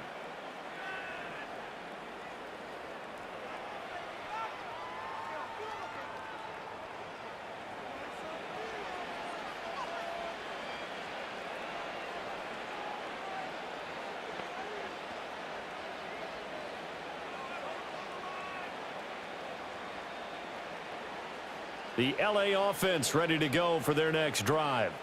We paid this offense plenty of compliments already, but, I mean, they are deserving as they start another series. To be leading by this much with so much time left to play in the fourth, Charles, it's really, really been impressive to watch. It has been, and you have to think to yourself, the preparation that went into this, but the absolute focus that they kept throughout in order to have this kind of a result. This is Super Bowl-esque, and they've got to feel awfully good about what they put out there today. Another carry for Herbert on 2nd down. And a pretty good burst there as he'll get this across midfield and down to the 46. 112 yards rushing for him now as he has been tremendous all day long. At carries like that, that's how they're going to continue to salt this thing away here, Charles, in the fourth quarter. Yeah, how about that? A new set of downs. Clock continues to move. No better way to close out a game than to tap those mastodons you have up front and say, guys, keep pounding them. Let's keep the ball, keep their offense on the sidelines, and let's close this one out. And for one of the few times here today, this run's not going to go anywhere. No gain on the play there, 2nd down. They've called his number a lot this afternoon. You wonder how much tread is left on those tires. We certainly do, but I always think back to one of my favorite coaches in the NFL, and he used to have a meeting with his running backs every year in the offseason and say, look, as many times as you're going to carry the ball, you should be able to carry it one more time, so make sure you get in shape. Yeah, good work there in open space, and he's got this all the way down now to the 32.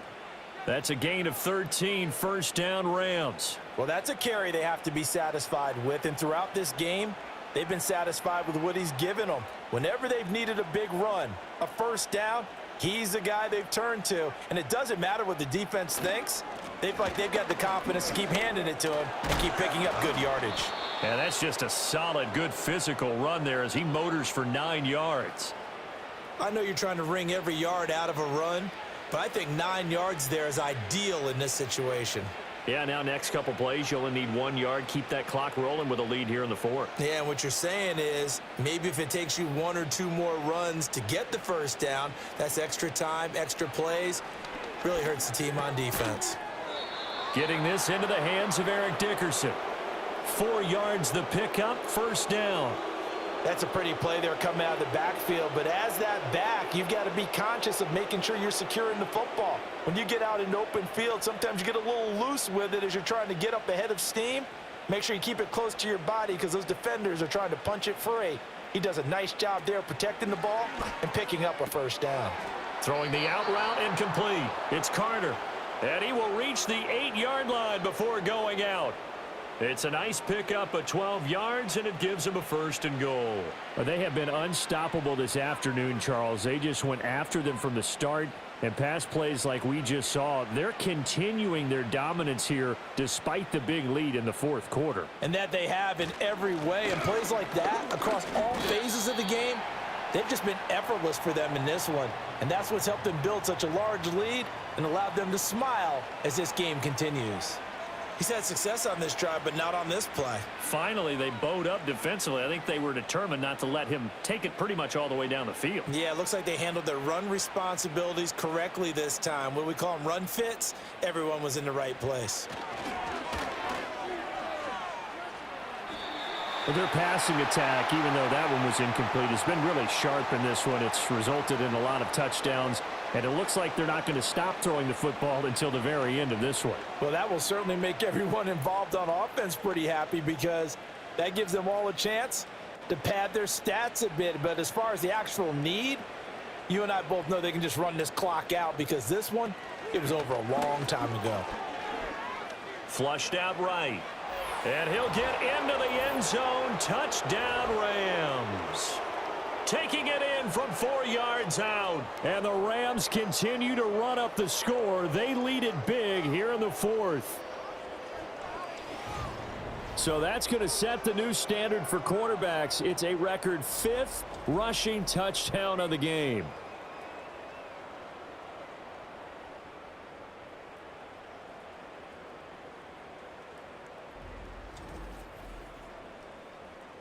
I'm pretty sure that was a passing play, but he took off pretty quickly and ran with it. Love his decisiveness on it because you're exactly right. He was supposed to go back in the pocket and survey the field and throw the football.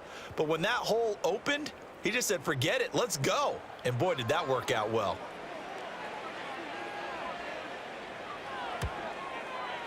Tucker able to connect on the extra point. And this one was over a while ago as they just add on to that big lead.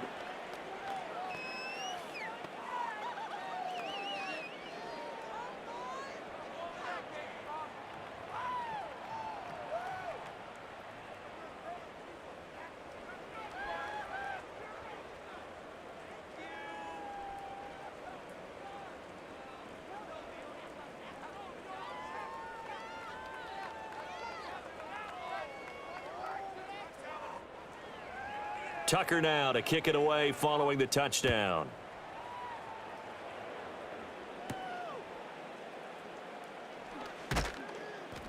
And he's up across the 25 and down at the 28.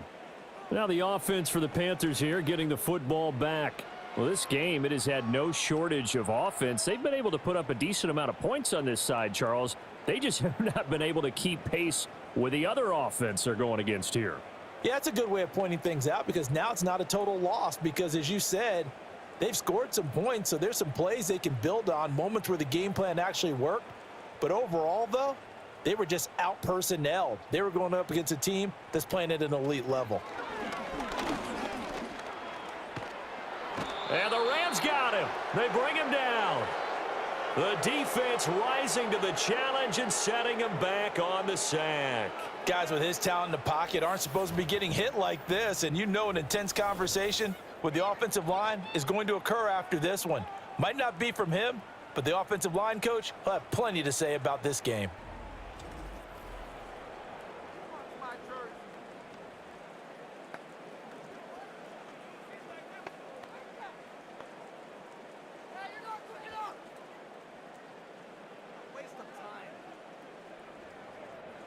Now then, after the sack, it'll be interesting to see what they have planned for 2nd and 23. He'll look to throw. This ball taken in here by Brooks. And they'll bring him down here up at about the 22-yard line. That'll go for a gain of 7. And they're going to be staring at a 3rd and long here. And we see another pitch and catch there to the running back. This position just continues to evolve. They become just as critical to the passing attack as a lot of receivers, tight ends, because their ability to make people miss in the open field can really generate big plays for an offense. That is caught. And they work this well upfield across the 45. That was no 3rd and 2. That was 3rd and 16, but they get the conversion anyway. That's really good play design right there, and it's one that comes down to the offensive line. It's a deep in route, but it's only going to work if that line gives you time in the pocket to wait for the route to develop. Mission accomplished there as they pick up the first down. Now on first down, he'll drop to throw it. It's a short one here, complete to the tight end. And down he goes at the 49, a 3-yard pickup. Hey, let's face it, you can put any Halloween costume on him. You're not going to be able to disguise him because for a tight end of his size, difficult to sneak him anywhere, but that's what they tried to do. Lined up on his right, tried to work his way back to his left, but just a minimal gain as the defense was able to react quickly. Looking middle, and that's complete. And this is going to be another first down as the tackle's going to be made at the Rams' 33. A new set of downs after a strong pickup of 16 yards.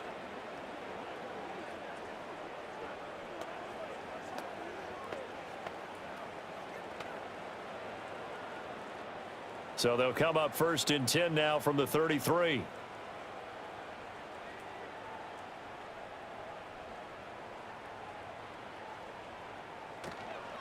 On play action, they'll throw.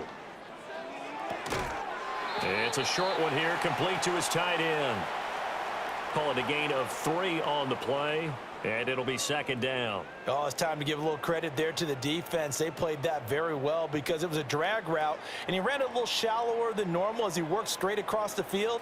He was hoping he'd get lost behind the defensive line, but once he made the catch, nowhere to turn upfield and gain any yardage. Again, he'll drop to throw. Firing quickly here, and that's complete. And he'll be out of bounds as he gets this down to about the 21 or 22. He's up now to 80 yards receiving in the ball game, and he's got a first down.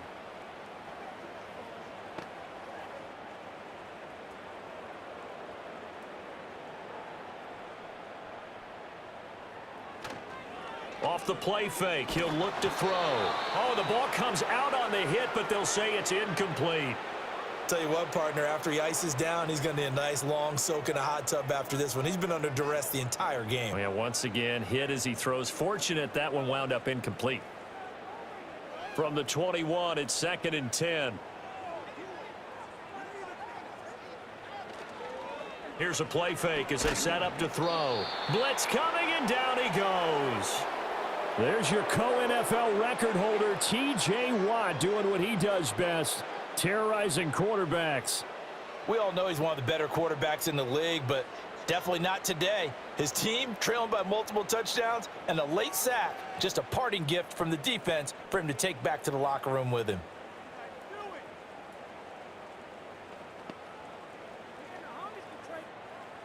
So a tough situation to overcome here. 3rd and 17.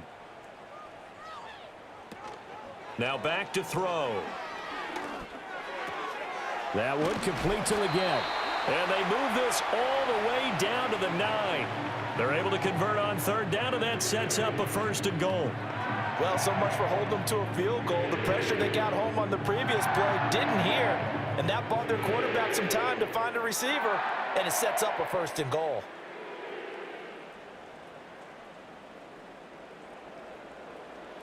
They'll look to throw. The quick slant caught. And he's across for the touchdown. Too little, too late. But he does get in for 6.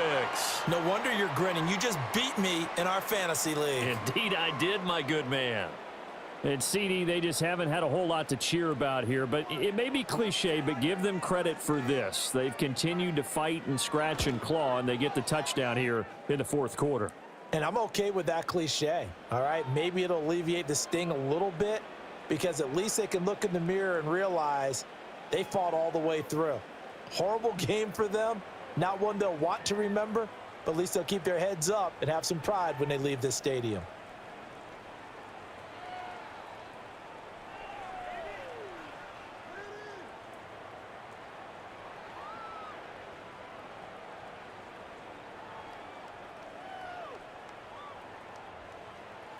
Now after the touchdown, here's Pinheiro to kick it off.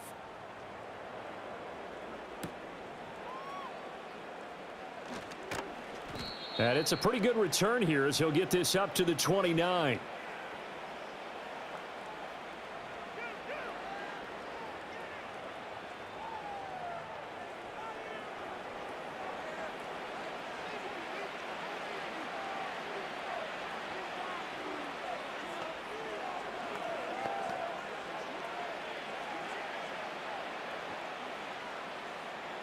The LA offense ready to go for their next drive.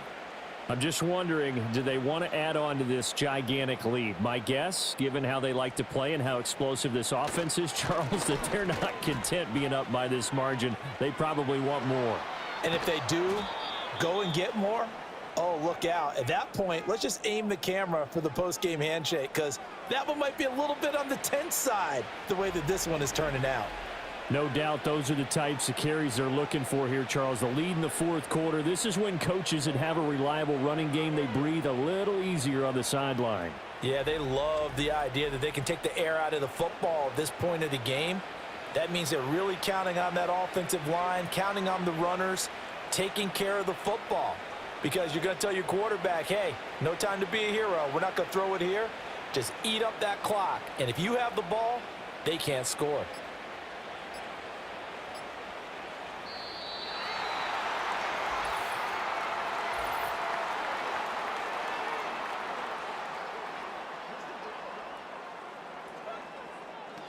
That flag accepted, and it backs the offense up a little bit. The delay of game backs him up 5, 1st and 15. They run the counter. Peyton. And he's going to get it down to the 33-yard line here. So it's Rams football here as we get you reset. They've got a second down now as they look to salt this one away.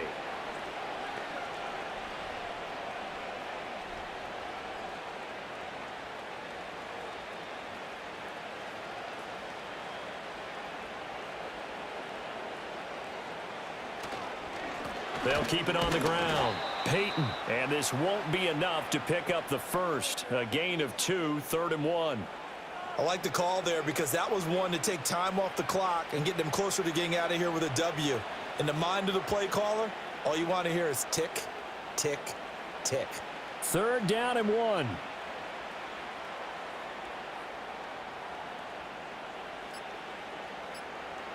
They're going to look to throw.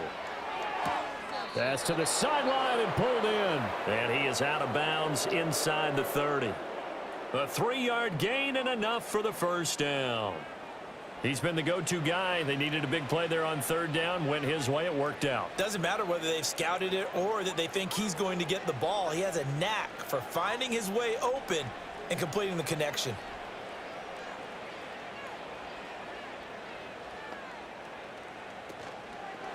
They'll run on 1st down. Peyton. And he'll take this down just shy of the 25-yard line. Credit him with a 1-yard gain there to make it 2nd and 9. I like it. I like the call. Still an opportunity to run the football and chew up a little more time off the clock.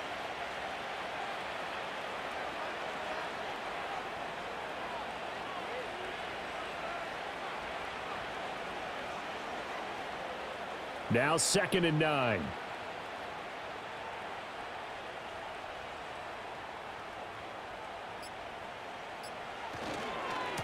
Up the middle they go. Peyton. And he'll go down right on the edge of the red zone following a pickup of about 7 or 8.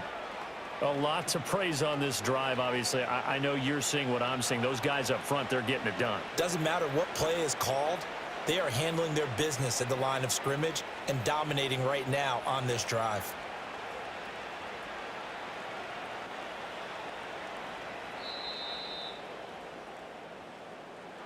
Well, fans usually love to see scoring, and there was no shortage of it today. What a dominant showing from an offense that was truly playing at an elite level in this contest.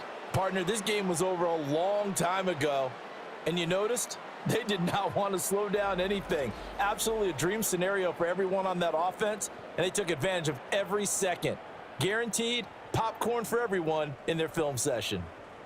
So that'll just about do it for Charles Davis. I'm Brandon Gaudin. You've been watching the NFL on EA Sports. For more, log on to easports.com. Till next time, we say so long.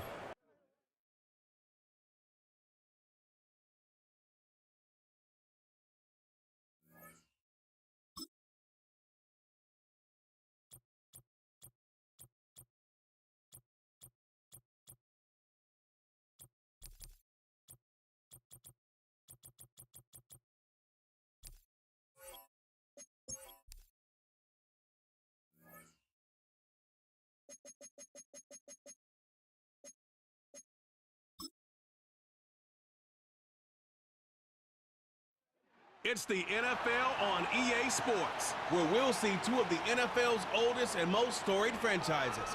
It's the Los Angeles Rams and the Chicago Bears, next on Madden Football. We've had a lake effect snow band sitting over Soldier Field since about 9 this morning, and it's not supposed to budge anytime soon. The good news, the folks don't seem to mind here in Chicago. Welcome again, one and all. Thanks for tuning in. I'm Brandon Gaudin on hand alongside Charles Davis. And yes, the storyline here, the weather. Snow and more of it expected as this game continues. So how will that impact how this one goes? Can these teams ignore the distraction and the strangeness of playing in a snow game? Because it actually affects the crowd as well. That big roar you get is often muffled when there's a snow game. And the second part, what's the footwear you got on? Does that fit the turf you're playing on? And how will it handle as things get a little bit slick?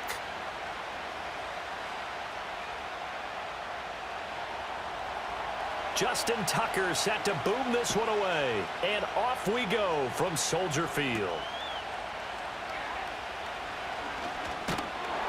And they'll start this drive just across the 30. Pretty nice work on the return. So here are the Bears now for their opening drive. They'll be led out by their rookie quarterback, the latest in a long line of NFL QBs from USC. For every rookie prospect, there are always nerves involved in this moment. Running your team out to start a game. But there's a reason they brought him in. We're willing to make him their starter today. They believe he can overcome those nerves and lead his team to a victory. We saw him do it at the collegiate level and really make himself into a leader and someone you can envision doing the exact same thing here in the NFL. They'll start on the ground here on first down. And he'll work this one up to about the 38. The game's first play produces 6 yards, brings up second down. A quick burst there, and he nicely bit off a pretty decent gain. From the 38 now, here's 2nd and 4. Throwing is Williams. And he'll be hit as he releases it, and that'll fall incomplete. Partner, what we're seeing so far is the defense is certainly coordinated. Both levels doing their jobs in tandem. The back helping the front helping the back. The pressure got home on that last play and forced him to try and throw through contact and short of the sticks. To throw, Williams. He's got his target. That's complete.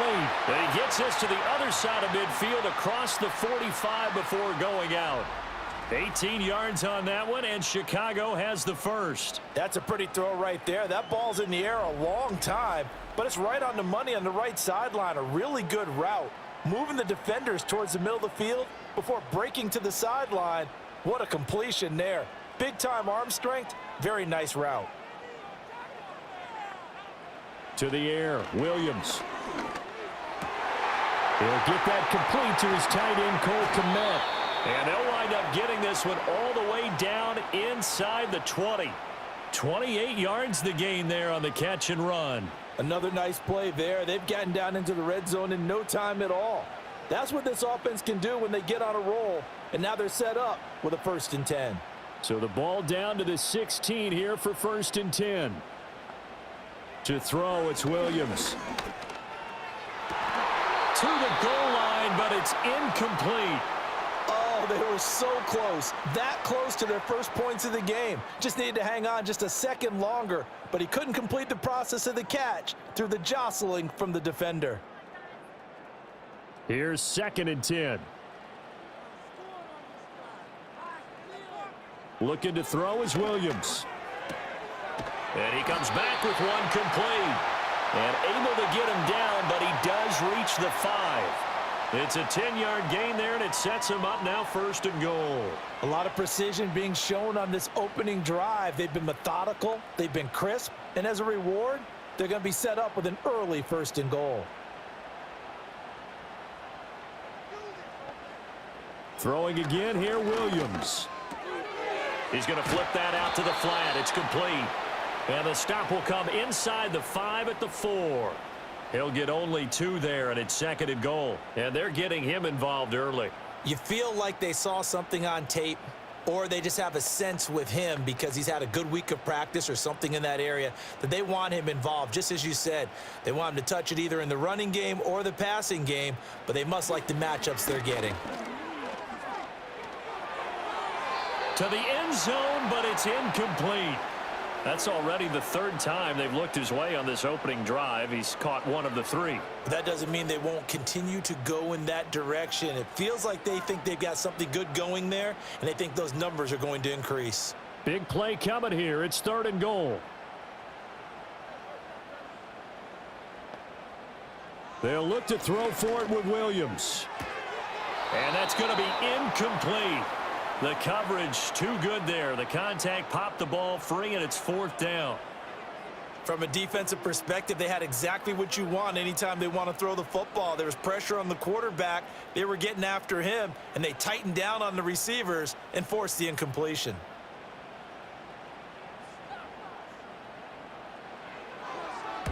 Santos' kick is up and through.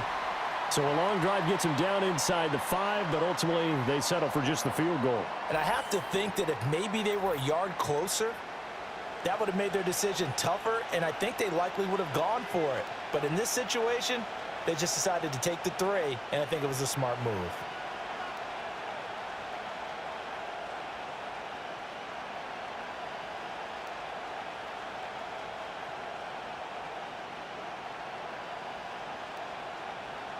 The kickoff team on the field now as they will send this one away.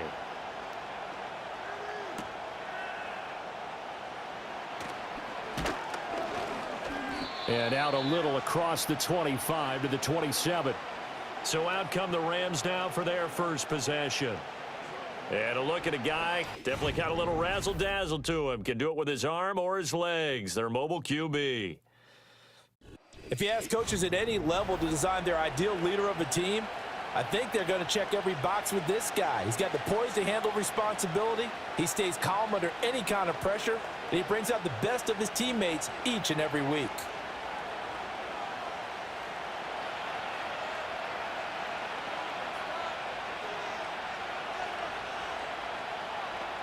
They'll try and start this drive in the air. Going right side here, and that's complete. And down he goes, but he takes it up to the 40. Give him 13 yards on the opening play of the drive and also give him a 1st down. I don't care who you put on him. He's going to be a handful in one-on-one throws. Yeah, right now you're right. They're in man-to-man. Maybe need some safety help. I would say that'd be a good idea. Double team him somehow. I'm going to have to make someone else beat me rather than let him shred my defense. And he slides and covers up at the end as he's going to be able to pick up decent yardage. He'll get 8 on the scramble there. It'll be 2nd and a couple. Well, it looked like a quick hitter, a 3-step drop, but when it's not there, what do? He elects to try and escape through the massive bodies up the middle, and he does so and picks up positive yardage. They'll run. This is Khalil Herbert. And he's taken down at the 50 after a short gain of 2. Vision is so important for the man in the middle because his ability to look through all the clutter that's happening in front of him, diagnose a play, and then go make it and finish it, that's when the great ones know that they have the goods.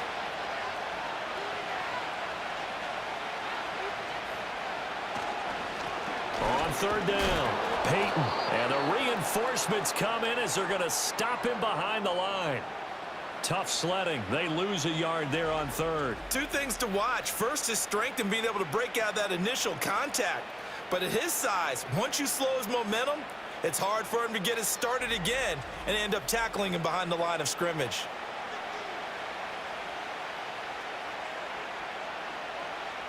On 4th down, A.J. Cole comes on to punt.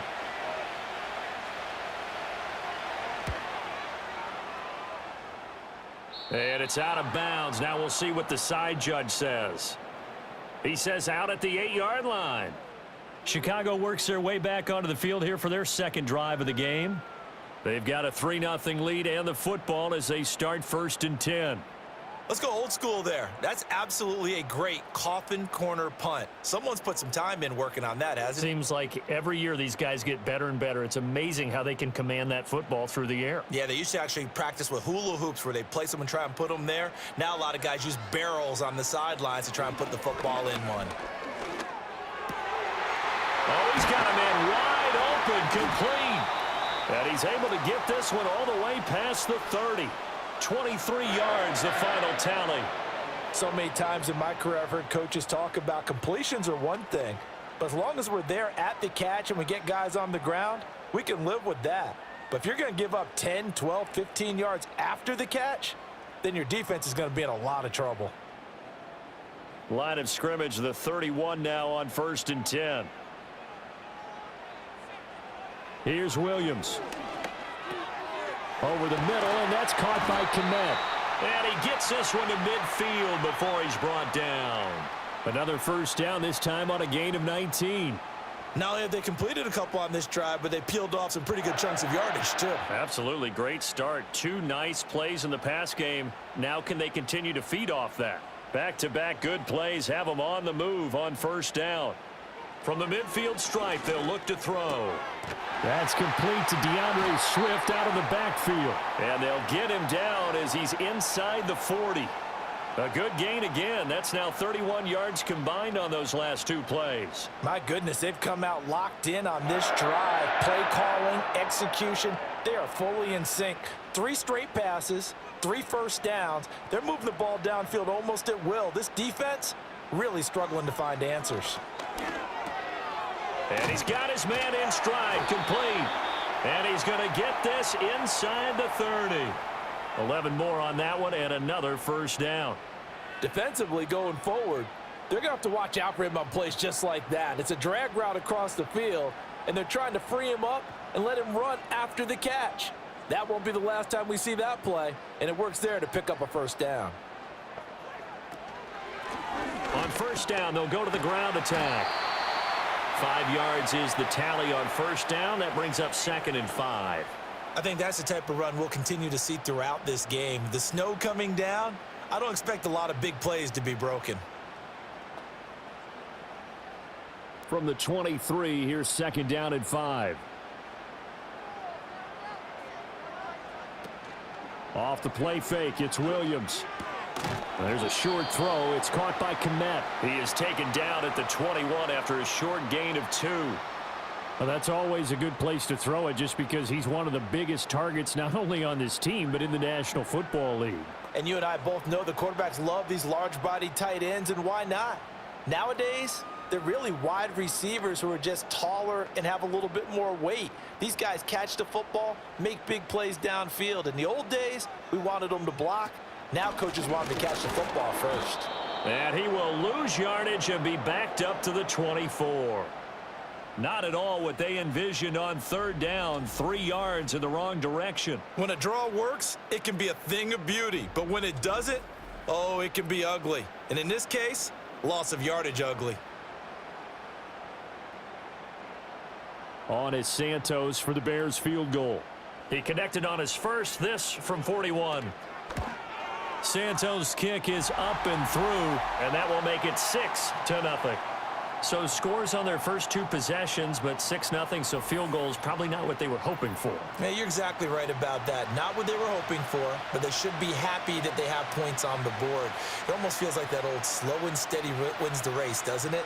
In this case, though, they want to be slow and steady now, but get explosive later and put the points up on the board.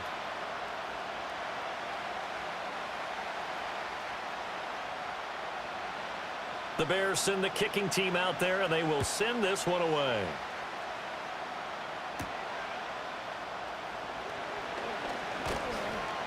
And he takes this near the 25. Just a little pass there. Call it the 26. So the Rams coming back onto the field, their second drive of the game. Defense got the better of them last series, forcing a punt. See if they make a few changes in the game plan here and try to get points out of this drive. 1st and 10.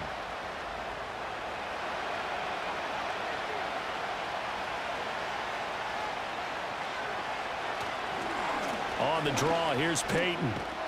And the result here, a pickup of 8. Leaves him with 2 to go on 2nd down. Well, you often say that sort of opens the playbook now, 2nd and short. What do you think, early shot here? I like where you're going. Obviously, we've been together for a while because you know me. I want to take that shot early and loosen things up. 2 yards to go, 2nd down.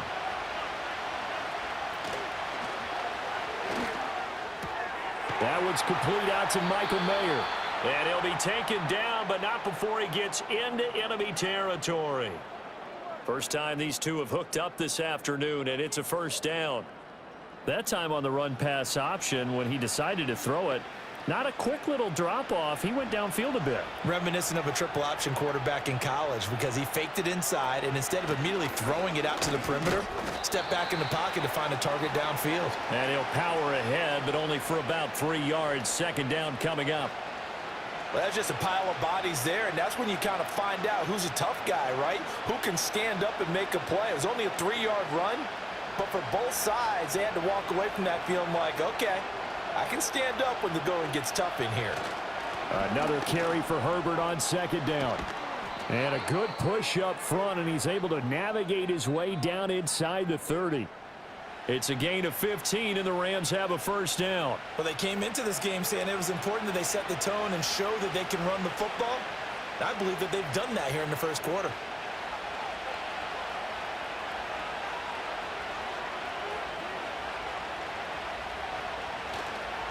They go play action here on 1st down.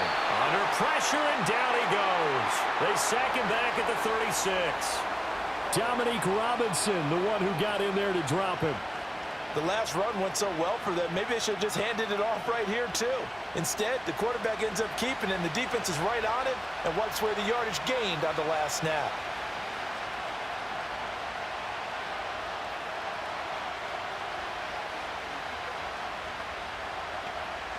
So 2nd and long, and got to be careful not to fall out of field goal range.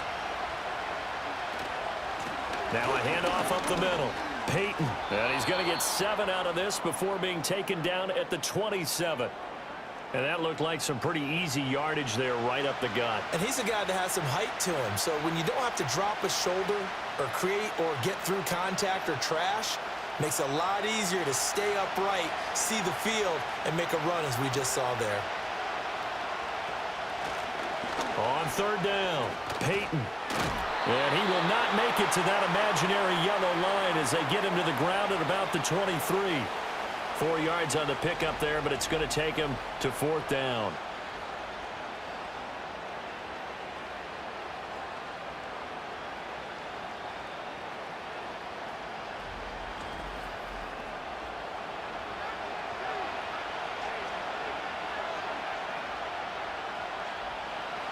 Now Justin Tucker's out to try the field goal.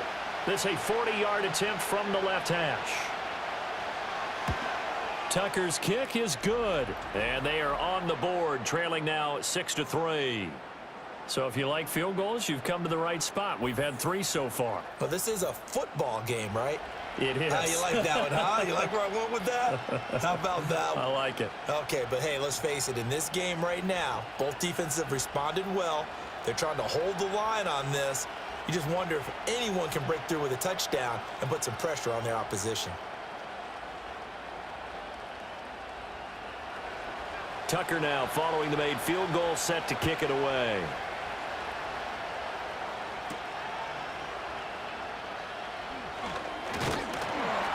And they will wrangle him down a couple yards shy of the 30. And now Chicago getting ready to go as they take the field. And they split the uprights last time for 3. They've got the lead. They're not going to play this conservative. They're not hoping for another field goal. They're hoping for a touchdown. I'm with you on that one. I like where your head is. I like the way you're thinking because you're exactly right. Trying to sit on a lead and play that way, That doesn't work too well for most teams. Run your offense. Yep, Run what put you your do foot on the best. gas. Exactly. Put it all the way down and try to increase your lead in a big way. And the best way to do it, touchdowns. They'll start this drive out on the ground. And just no chance of turning the corner. He can only get back to the line of scrimmage. 2nd and 10 coming up. Looked like he was trying to bounce it outside, but no success. Yeah, sometimes you got to just figure out where you're going to go, and sometimes you just have to take it to another spot. In trying to get it outside, the defensive pursuit was there and just ran him down. Now a 2nd and 10.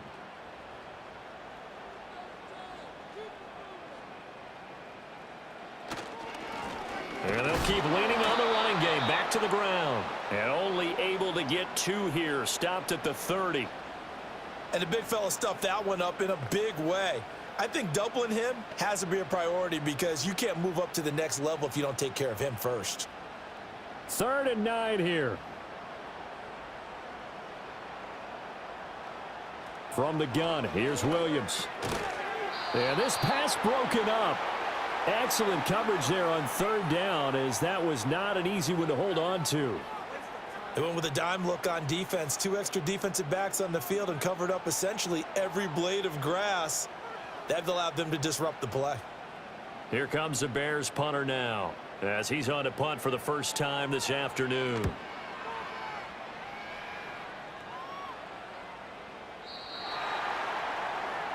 So now here are the Rams as their offense comes back out. And last time able to get 3. It's not what they wanted. They wanted 6, but they got at least something. They mustered something out of the drive. They'll take it. I like the way you've described it. Not ideal, but they'll take it. Anything to put some points on the board. But this time on offense, they don't even want to see the field goal kicker trot on the field. They want that ball in the end zone. Yeah, they'll be going for 6. 3.5 to go, first quarter. They'll start on the ground here on 1st down. Breaks the tackle. He's got room to run. Dances by him. And he'll be taken down, but not before they reach the 50.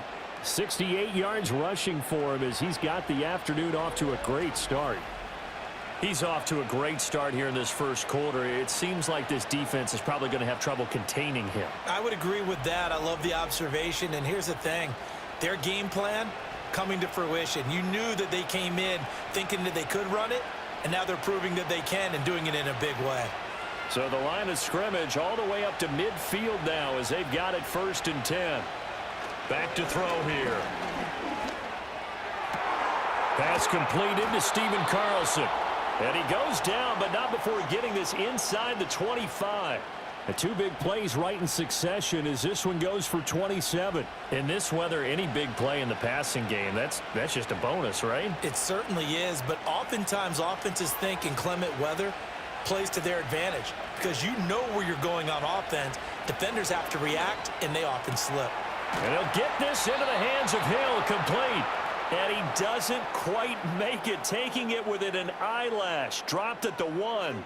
That's back-to-back plays of over 20 yards. I think he has to be saying to himself, how did that not wind up a touchdown? Remember, you just need the tip of the ball to cross the plane. It's not going to get there, but they're going to be set up in great shape with 1st and goal. Peyton is into the end zone. Touchdown, L.A. A strong, determined run there, Charles, to get in for 6 points. This is why it's such a team game, isn't it? And I know it sounds really generic and it sounds almost trite, but the blocks were made up front, offensive line, collective victory at the line of scrimmage and downfield. And how about the finish to the run all the way into the end zone?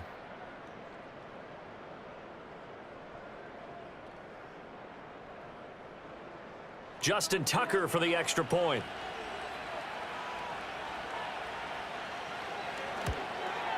Boy, these may be an adventure this afternoon, but this one is good. A 4-play drive spanning 80 yards, and it ends with a 1-yard touchdown run.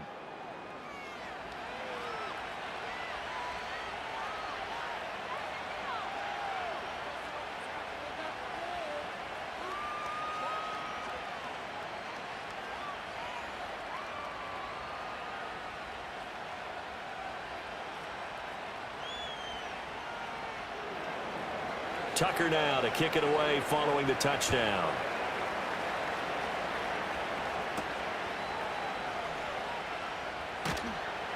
And he won't quite make it to the 25. Onto the field now come the Bears. And Charles, a very uninspired effort the last time we saw them out there was a quick 3-and-out, then they punted the football. Yeah, and you never want to get stopped so soundly during a series, but what would be even worse now is letting it happen again right here. They've got to get going.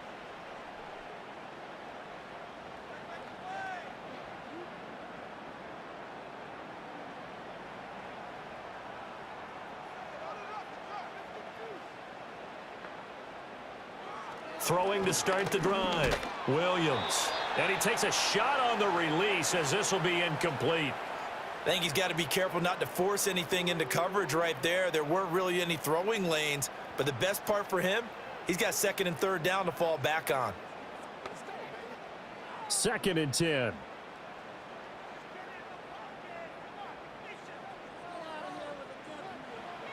Back to throw. Williams. Rush coming, and he's taken down. It'll go in the books as a 7-yard loss on the sack, and it's 3rd down. And this is what you've got to do against a quarterback like him. You've got to keep him in the pocket and not let him get to the perimeter, because once he gets outside, that's where he can really hurt you.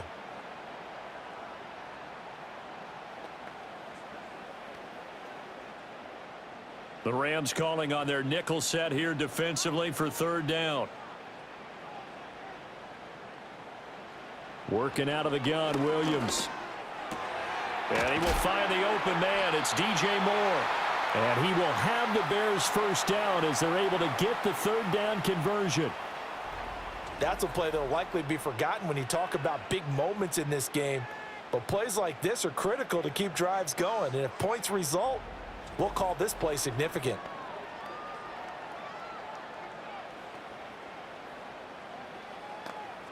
Ball up to the 35 now as they come up on 1st and 10. Hands it off out of the gun. And not a whole lot of room to operate there on the 1st down run. He gets maybe 3. Look, all any running back wants is a little bit of room, a little bit of space in order to maneuver. But he also understands how difficult it is for his offensive line up front. So if they give him any space, he realizes his job to make more out of it than what they give him. Picks up 3 on that carry. He's going to leave this for his running back. It's complete. And that play is blown up, losing yardage back at the 35. They'll wind up losing 3 here on the play. And that brings up 3rd and a full 10 yards. Heck of a play there to get to him quickly and get him down for a loss. I think they did a really nice job getting ready for this game, scouting, watching film, and understanding defensively what the play design was.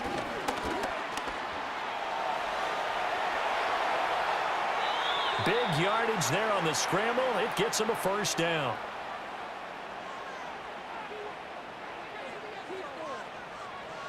"10-6 the score after 1 right here on EA Sports.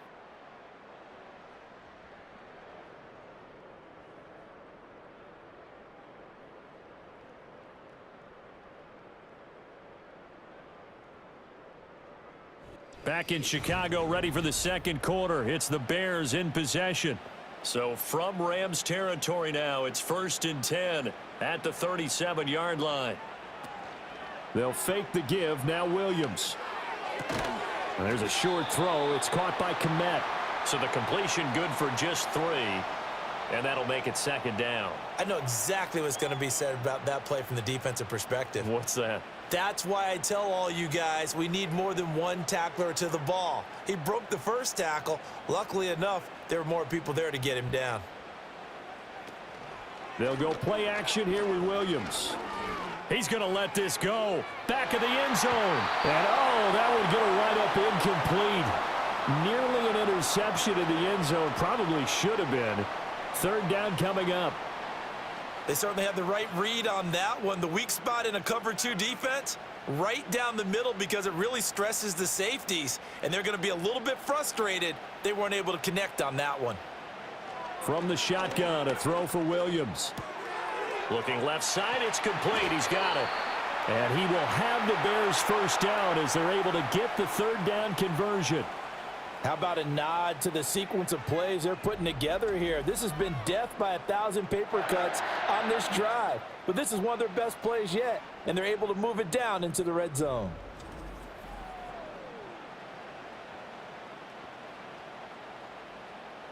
So from inside the 20, here's 1st and 10 at the 18.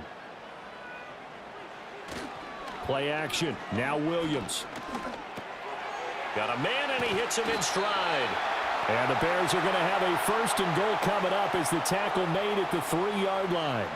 Just picking up yardage in bunches here these last few plays. They have moved right down the field, and just like that, they're going to be set up with a 1st and goal.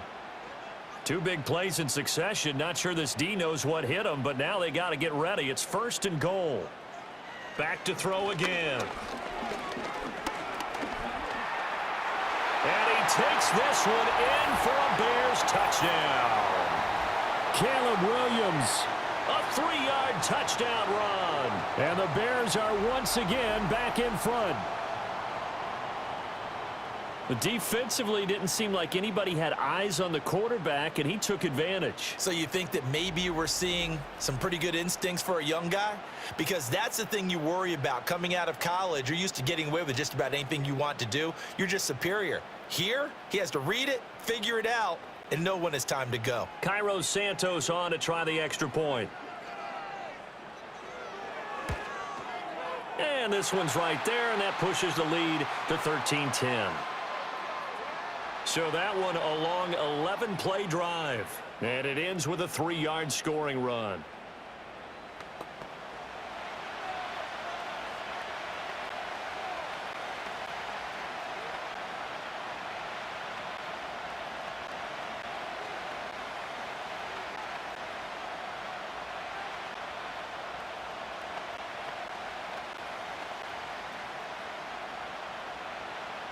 Out is the kickoff unit as they run up and send this one away.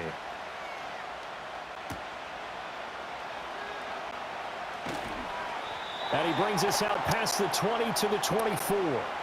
We switch the attention now to Khalil Herbert as this offense comes out for their next drive. They're behind in the first half here, CD, but it's not through any fault of their running back. He's had a strong start to this one. And you're right about that, partner, because watching him play, you would think that his team is in the lead. He has been a lot of fun in this contest. Now let's see if they can actually make something happen and put more points on the board behind his efforts. Yeah, I'm curious to see, Charles, if they can play complementary football and get that passing game going as well. They'll come out throwing here on 1st down. It's a short one here, complete to the tight end. Nice rhythm throw there on 1st down. He located his tight end, made it a nice easy pitch and catch. Hoping he can break a tackle or two. Wasn't able to do that there, but still good yardage. From the 28, it's 2nd and 5. In motion, Hill. 2nd and 5. Over the middle, complete. It's Hill. Second catch for him today, and it'll wind up a 1st down.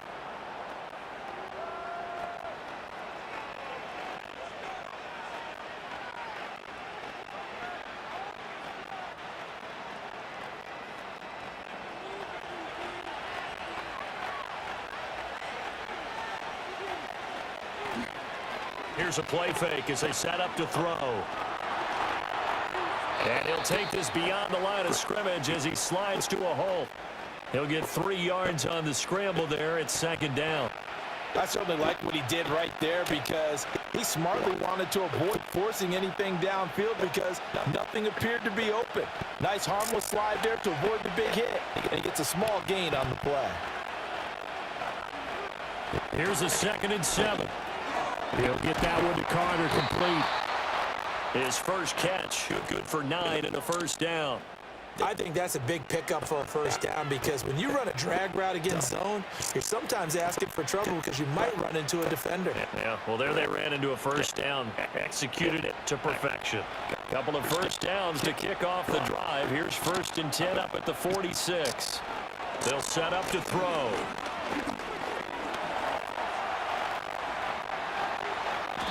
I guess no need to force it when you can do that instead. First down, 18-yard gain. Well, Charles, in the past, a lot of people call this offense one-dimensional. I think you did. Well, I think it was you. I'll be honest, I did. I think the fan base is hoping with this young rookie that they can put some wrinkles in this offense like we just saw. I think you're exactly right, because we did have that discussion that what we've seen in the past from them, they needed to broaden, and they have done it here. Look at what he's bringing to their offense, and now as a defensive coordinator, you've got some extra work to do to prepare for him and their offense. They'll look to throw here on first down. Got his man complete over the middle. That's Carter. And they'll get 8 out of this before being stopped at the 28.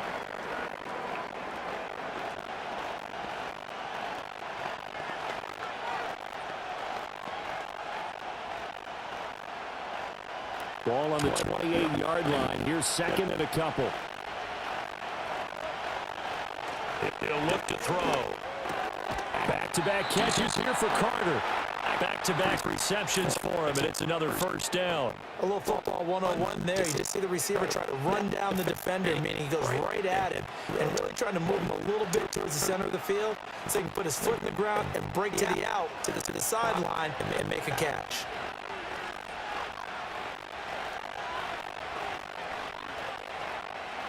Now on first down, he'll drop to throw it.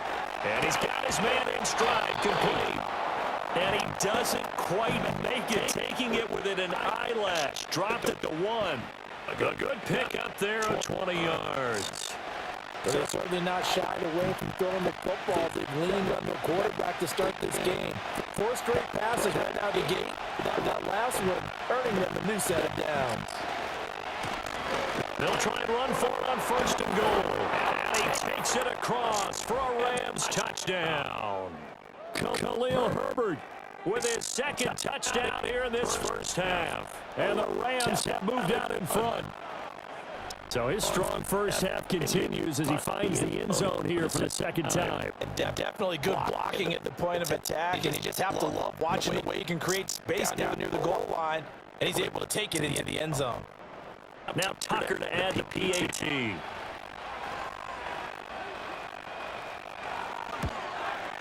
And that will make this a 4-point game.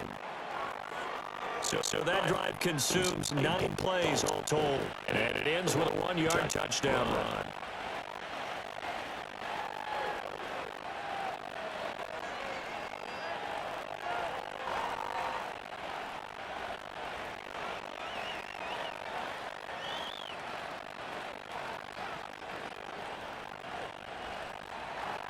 Tucker now to kick it away following the touchdown.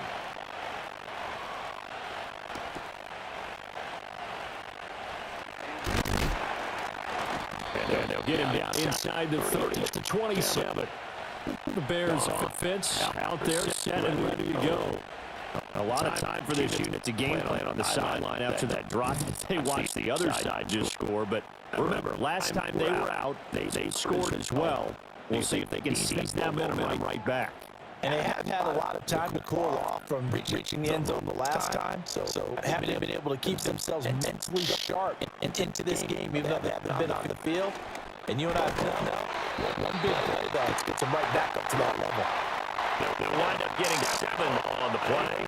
And that will bring up second down. And his play caller does a nice job of giving him an easy throw to start this drive, and he takes advantage of it. The completion sets up a manageable second down. Now second and 3.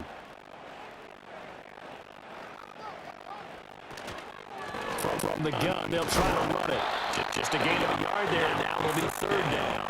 Well done to sniff that out defensively. He had it diagnosed pretty quickly. I love that description because diagnosed is perfect on that one. Read his keys, made the play, and he couldn't even get going moving the football. The Bears on third down. They've hit 4 of 7. Here it's third and 3.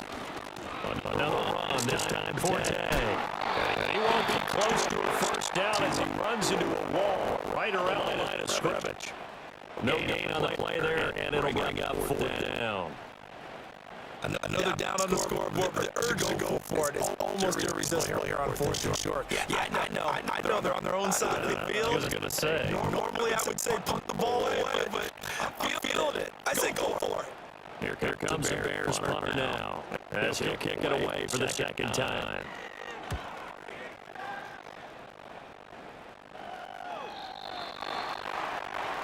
The Rams offense and Khalil Herbert making their way back out.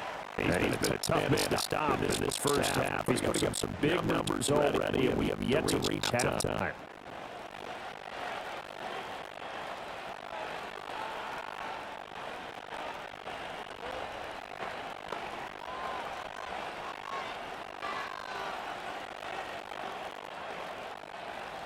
Set to begin their drive, the Rams offense at the line.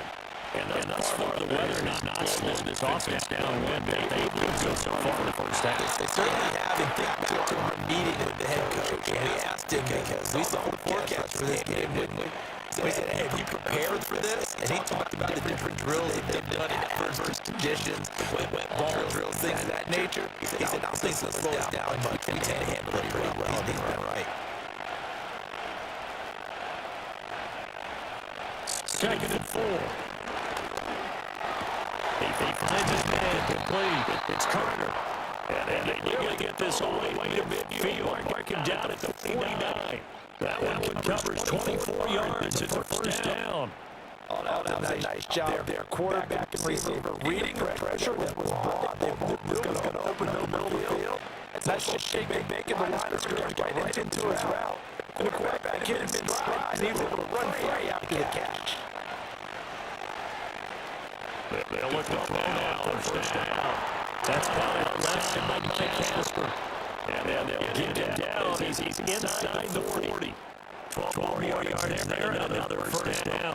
What a nice example there. Tight end doing exactly what he needs to do. How about work his way to the outside, make sure he secures the catch, and then anything after that, count that as a bonus. And indeed, he gets enough for the first down. He's got Casper over the middle. And he's taken down inside the 30. Right back to him for 10 more in the first. Oh, that's a nice job of clearing space in the middle for your tight end. He's going to start behind the line and run an angle route. Kind of get lost in the middle of the field. And this was right on it, and he's able to pick up a first down.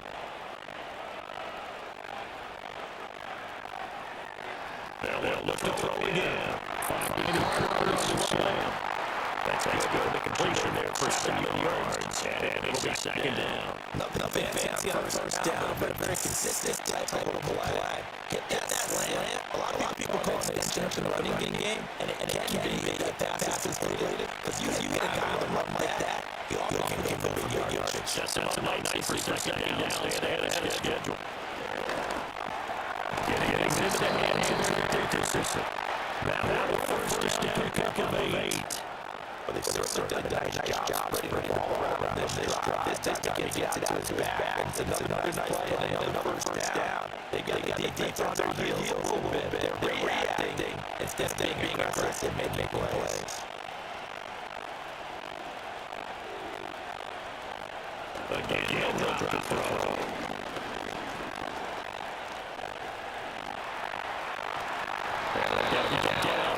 Pick up 8, second and 2. They made a nice effort to stick him off for that play, but it's going to take more than that to keep it from hitting the ball. Should be entertaining battle. Anytime you touch and run over the second half of this contest. From the 5 years, second and 2.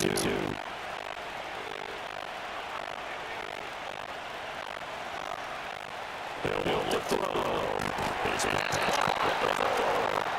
they'll only get a yard. They got 3rd and 1. That was an okay go up there with the tight end, but unfortunately they didn't get the yards they had for. That's going to bring up 3rd down. Ninth play coming up here on this drive. This is 3rd and 1 yard.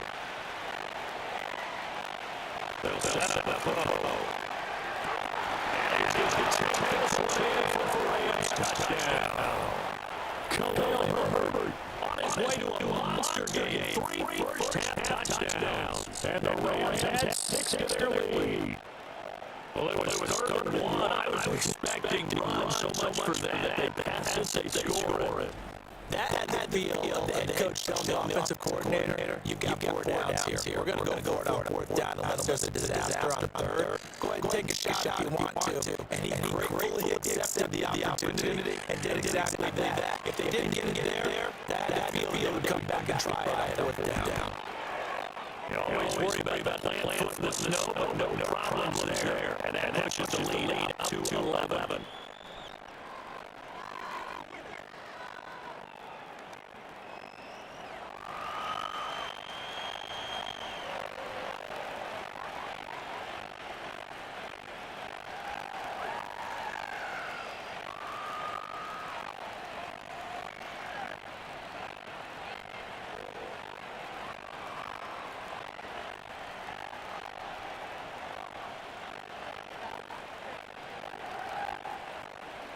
Tucker now to kick it away following the touchdown.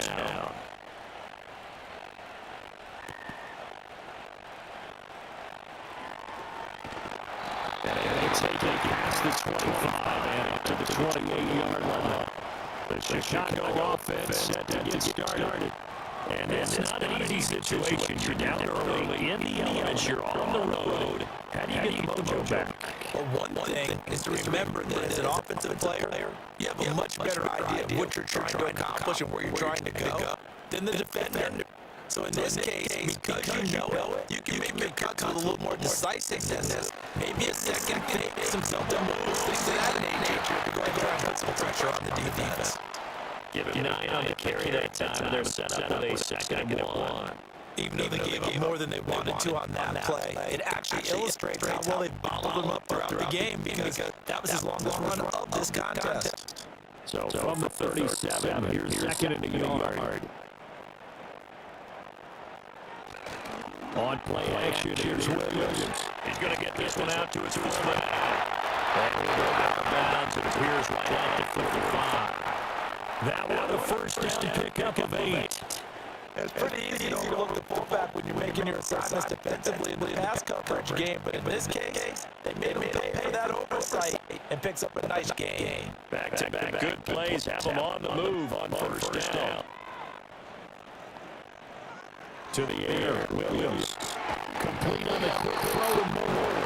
And this will be good for a pickup of 9 to the 46. That was a nice run on that route, and what the receiver's trying to do is make the defender think he's going upfield for a deeper route, and then breaks it off, usually after about 3 to 4 steps, and cuts towards the middle of the field. And now what he's trying to do is use his body to keep the defender away from the football and give the quarterback a really nice turn. On the move to his left. 4 yards there as they let him out of the pocket, and he got enough for the first. We both know there's a lot that went into why they made him their first-round pick this year. And part of it was what they say in college. His playmaking ability, when things break down. As soon as he saw he wasn't getting the throw, he pivoted and found an alternate way to the marker.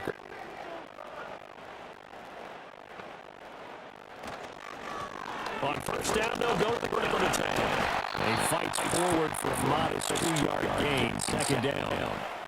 They suspected it was a power play up the middle coming out, and boy, were they right. That defense gets downhill in a hurry and limited them to just a couple on first down. Ball on the 40 now. Here's a second and 8. To throw, it's Williams. Quick hitter here, it's complete. And just 3 yards on the catch there. He couldn't get away. And it brings up 3rd and 5 now. It's a game of matchups, and that's why you take your receivers and move them around a bunch, especially your best guys. And when they work out of the slot, you often hear the coaches talk about how great it is because it gives you a two-way go. You can break out or you can break in. That makes it hard to defend. And it'll find the open man. That's complete. And this is going to be another first down as the tackle's going to be made at the Rams' 24-yard line. 2 minutes remaining in this first half of football.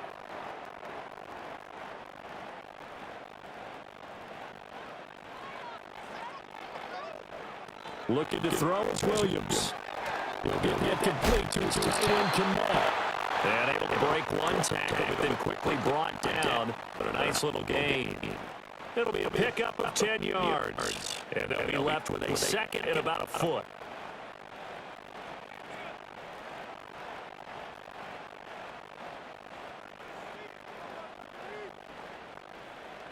Throwing again here, Williams. And again back to Kmet. And the Bears are going to have a first and goal as he's taken down at about the 8-yard line. Many different ways to create space, but on that play, he did it with that big, wide body of his. Didn't get a whole lot of yardage on the play, but it did what it was supposed to. Pick up a first down. First and goal, and they got to be thinking a chance to get right back into this football game. Here's Williams. And a quick throw here that's complete. And he takes this one in for a Bears touchdown. Colin Johnson From 8 yards out. and the Bears get a late score here in the final minute of the first half. I think everyone in the league talks about finishing, don't they? Doesn't matter whether it's a quarter, a half, a game, a series, whatever. But they're finishing the first half in fine style, putting that one in the end zone. They did. They didn't leave much time on the clock either. Well done. Santos now to add the PAT.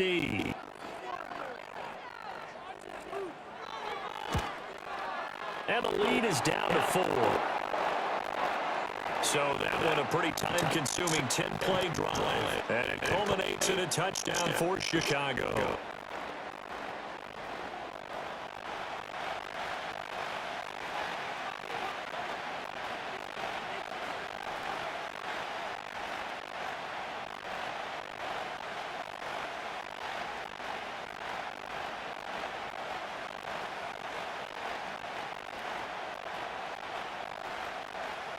The kickoff unit is out on the field, and they will send this one away.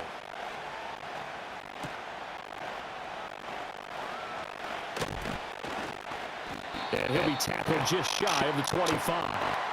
We switch the attention now to Khalil Herbert as this offense comes out for their next drive. And he's well on his way to a 100-yard game. He's already more than halfway there. We're only in the second quarter. And what I've always loved about running backs is they'll tell you, I had no idea how many yards I had. Right. Those guys have an innate sense of where they are in a ball game and how many yards they've accumulated, because you know they're always working towards 100. He's been working well towards 100 here.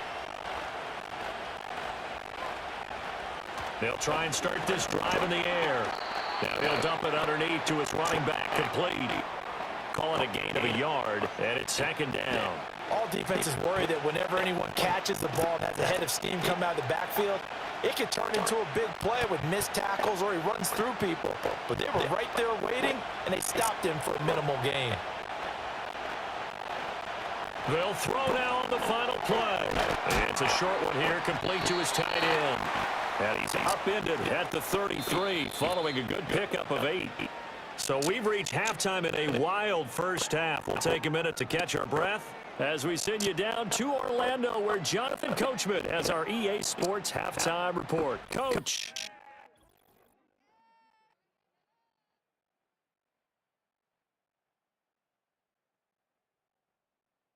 It was a solid first half for running back Khalil Herbert.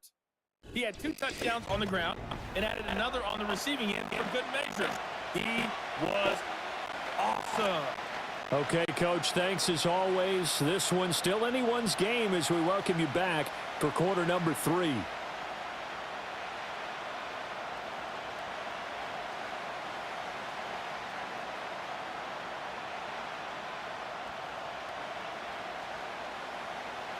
The lake effect snow set to continue for the second half of action as we are back underway. And he's up across the 25 and down at the 28. Out come the Rams. They'll have it first here to begin the third quarter. And they've got the lead, CD. What do you expect from them in this second half? Well, I like what they were able to do on the ground in the first half because they had a lot of success running the ball, and I certainly think we'll see more of that. But I'd keep an eye on that defense, and I think their coaches up in the box will do the exact same thing. If they start to see 1 or 2 guys start to creep towards the line of scrimmage, that'll be licensed to take some shots downfield.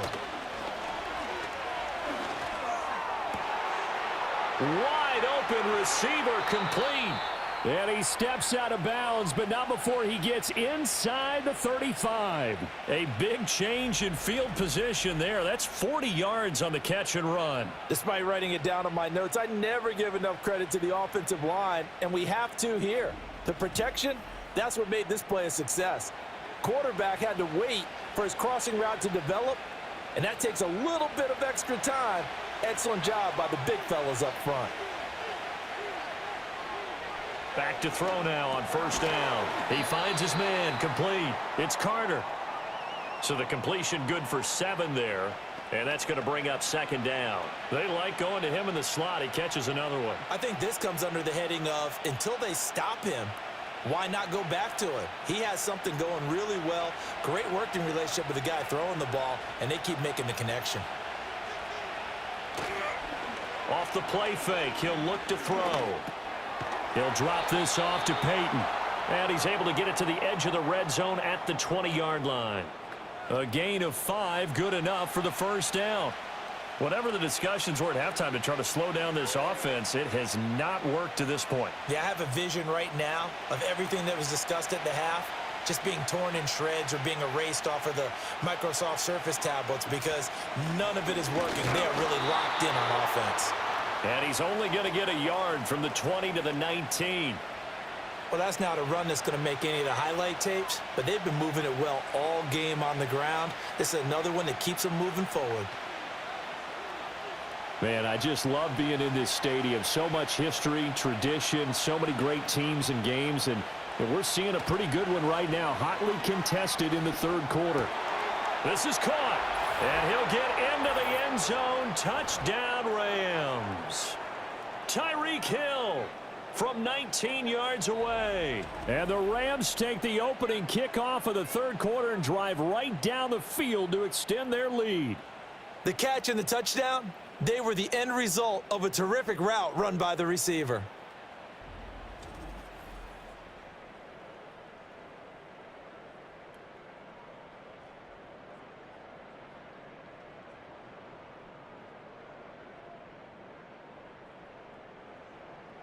Tucker now for the extra point.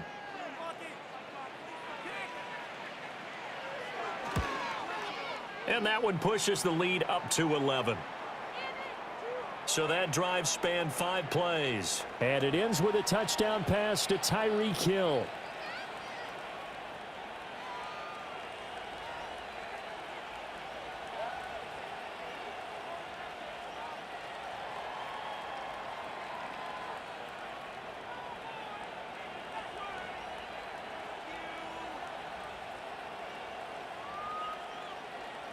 Tucker now to kick it away following the touchdown.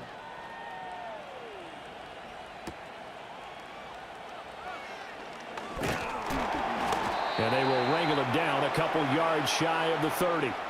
The Bears offense and Caleb Williams set to go to work once more. And he's been a nightmare to scheme against throughout this one. This defense has been totally taken apart, and that is borne out in his numbers. He's been terrific all game long.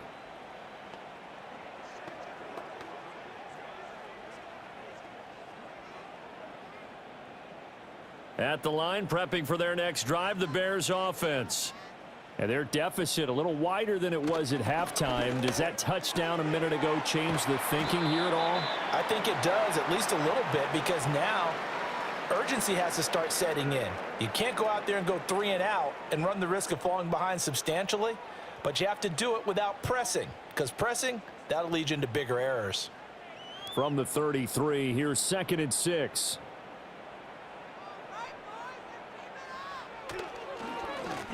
Now they'll run on the draw. And able to get this one across the 45 before he's brought down. 14 yards in a Chicago first down. Sometimes it's hard to believe, but there are times this game is about patience, isn't it? Has had the game he expected, but that run there, that may get him going. I was just going to say, maybe that gives him a little juice, because you're right, he struggled, especially in that first half. Yeah, and I know the great ones always think to themselves, just hang in there. I'm just one big carry away from busting this open. That's a good start for him. On first down, this is Forte. And he can only manage to get a couple. 2nd and 8 coming up. Certainly a nice job there by the defense rallying to the football and getting him on the ground, but I think the play gets made by the defensive front, because if they can't get upfield, their job is to go ahead and get low, almost get into a ball sometimes, stack things up, and make it difficult for the runner to find a hole. And they'll run on the inside handoff. And he's going to take this one across midfield and into Ram territory. Give him 3 on the run there. Now they're looking at a 3rd and about 5.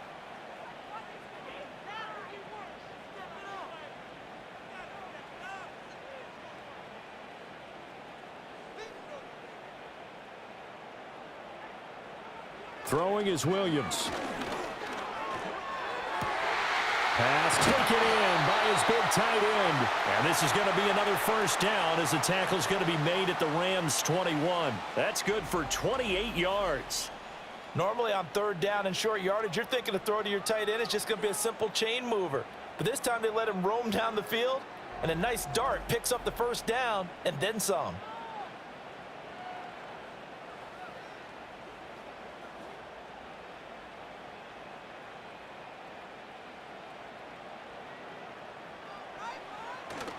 Off the play fake, it's Williams.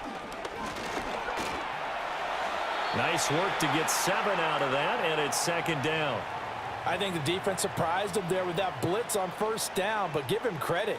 Stayed cool under pressure and still found a way through the extra rushers for positive yardage.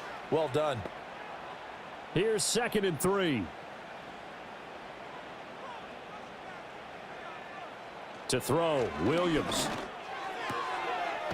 And he will find his man on the outside. 9 yards on the play there, and it'll set him up 1st and goal.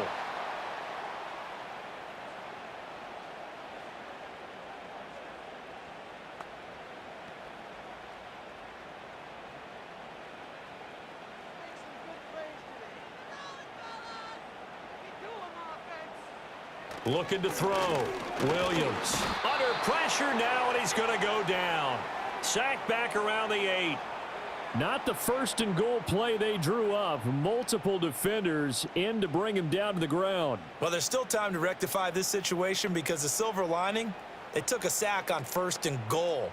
But that close to the goal line, that still definitely hurts.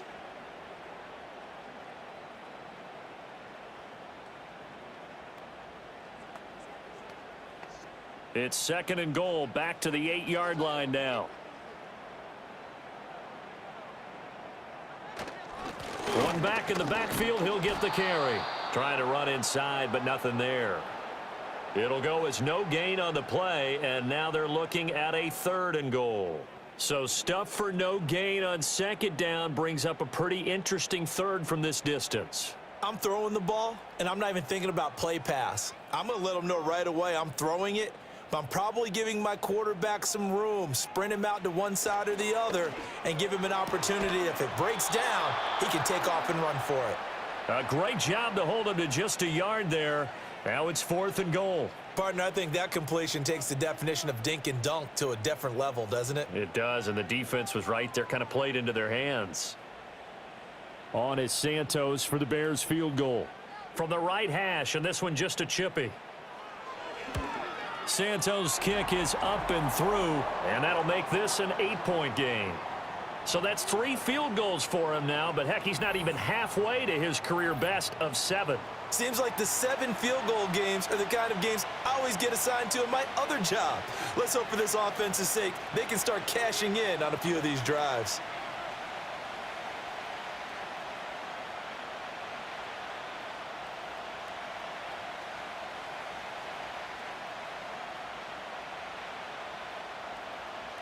So the lead trimmed down to 8 as here comes the kickoff, and it's away. Now a crease here as he's past the 30. And they'll have very good starting field position as he's up just shy of the 40.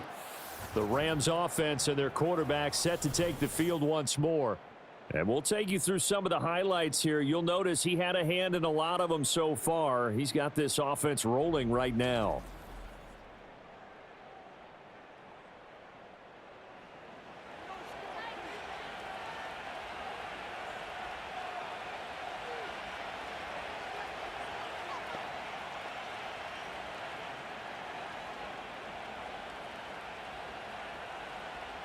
Set to begin their next drive, the Rams offense at the line. We have seen a lot of points here in this quarter. For us up here in the booth, it's been fun to watch. The defensive coordinators probably scratching their heads. Yeah, they're going a little bit crazy right now, but let's face it, all of our friends who play fantasy, they're enjoying the heck out of this show because most of them are creating and getting a bunch of points. Yeah, points certainly not at a premium here. And they'll come up 2nd and 7.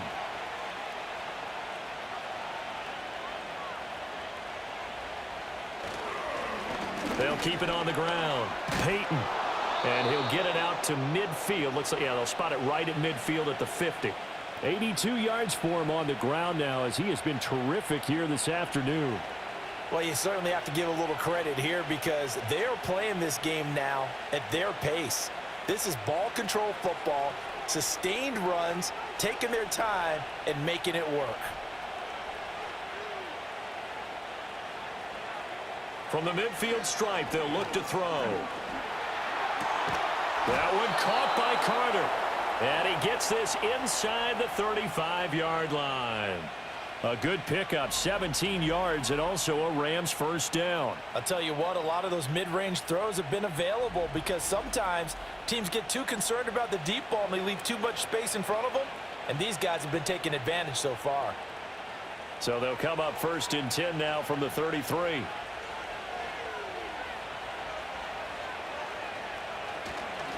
Up the middle they go. Peyton. And he'll fight forward on the straight-ahead running for just a couple of yards. 2nd down. Well, any lane that might have been open there was closed pretty quickly, and that was because the defensive front, they won that battle at the point of attack at the line of scrimmage. They used great leverage, held their spot, and stacked him up.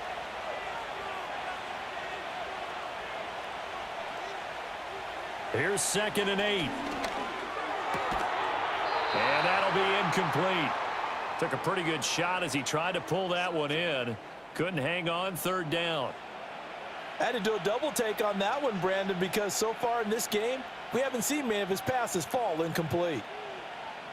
They got to get to the 23 here on 3rd. They'll drop to throw. Now he steps away. Nothing open downfield. He keeps it himself for 11 and a first down. This is where the NFL is headed year by year, partner. A league where just about everyone has someone under center who can get you with their legs as well as their arm. And we've certainly had a nice display of that from both QBs in this game. And that continued with that first down run.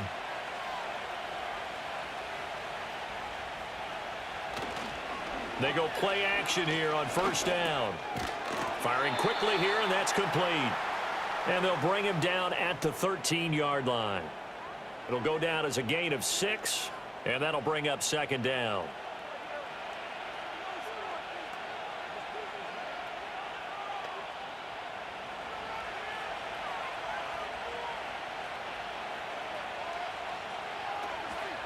Now a handoff up the middle. Peyton, and he's going to take this one in for a Rams touchdown. Khalil Herbert. A 13-yard touchdown run. And the Rams have taken a 2-touchdown lead now. That seemed pretty ideal there for the offense, Charles. You take a little bit of time off the clock here in the 3rd quarter, decent length drive, and you pad your lead as well at the end of it. And what it does is let you feel like you're in control of this game, even more so than a 2-touchdown lead, right? Because you have taken that time off, as you noted, which means they couldn't get you off the field. You ran your playbook the way you wanted to, and you gave your defense some rest. What a big-time drive in that situation. Tucker with the extra point, and the lead is up to 15 now.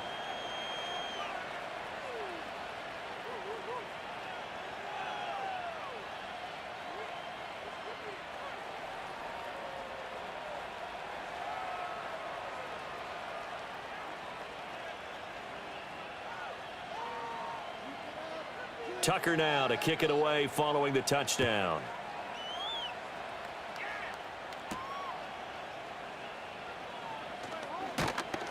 And he'll be stopped up at the 25. And now Chicago getting ready to go as they take the field. And last time they got 3 points, but it was a chip shot field goal. And when you go to the sideline after a chip shot field goal, maybe the offense not too happy. It's a balancing act, isn't it? Because you're exactly right. They're none too pleased that they didn't punch it in for 6 points. But they also have to remember they did put points on the board. 3 points is 3 points. And in this league, you take points when you can get them. Not easily done. Now Williams throwing to start the drive. He's got his man. That's Everett, the tight end. And they're going to have this across midfield and inside the 45. That goes for a gain of 31. And this offense needed something to try and seize the momentum a little bit. And that might have been exactly what they needed. Now they have a chance to go downfield and score and cut into the lead.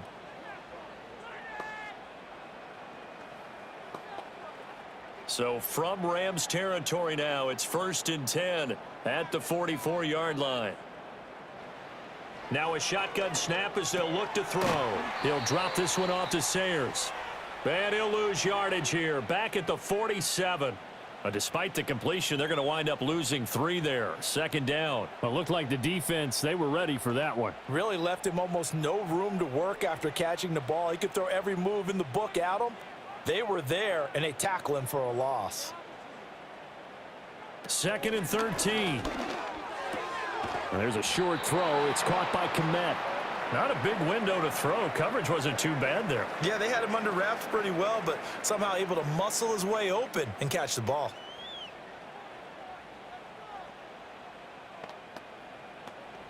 So now 3rd and 10. A big play to start the drive, but nothing since.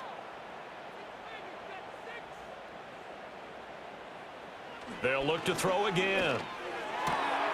Work in the middle of the field, and he's got a man complete. And he is in. Touchdown, Chicago. A big play there. 44 yards. And the Bears get a bit closer. I know these wide receivers are about flash and dash and high-flying plays, but a good number of them played running back at some point in their career, and that's how they finish off a lot of their big plays, run after the catch. And this time he finishes off the big play in the end zone.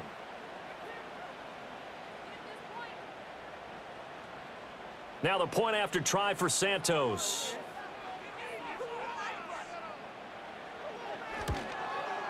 And this one's back to an 8-point game. The drive summary, 4 plays, 75 yards. And the end result is a Bears touchdown.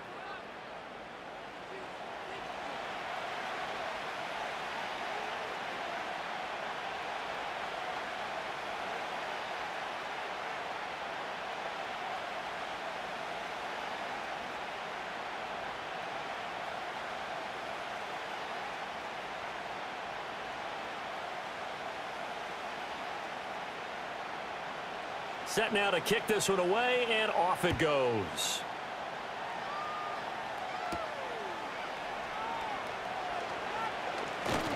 And up to about the 26-yard line, just across the 25.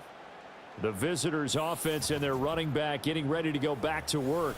And as we roll through some of the highlights, we see how crucial he's been to their success in this one.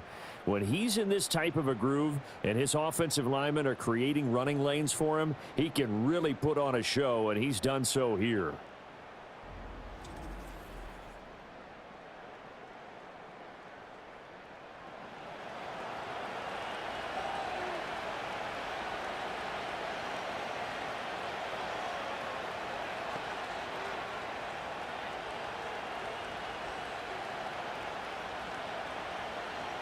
Set to begin their next drive, the Rams offense at the line.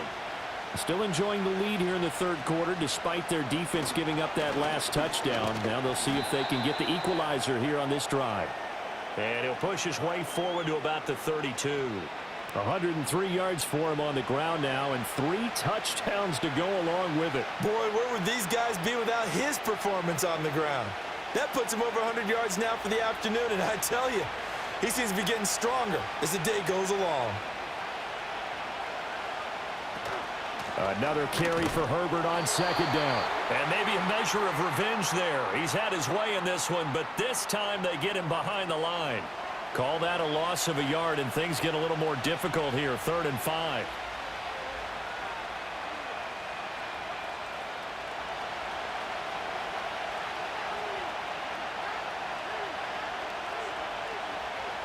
Now back to throw.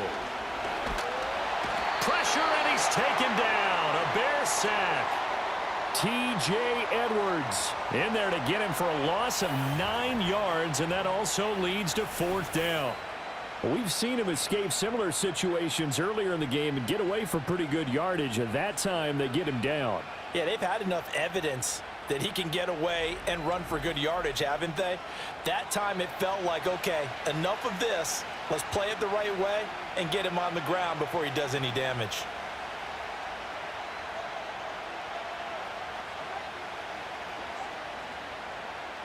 Here's A.J. Cole now as he'll punt it away for the 2nd time.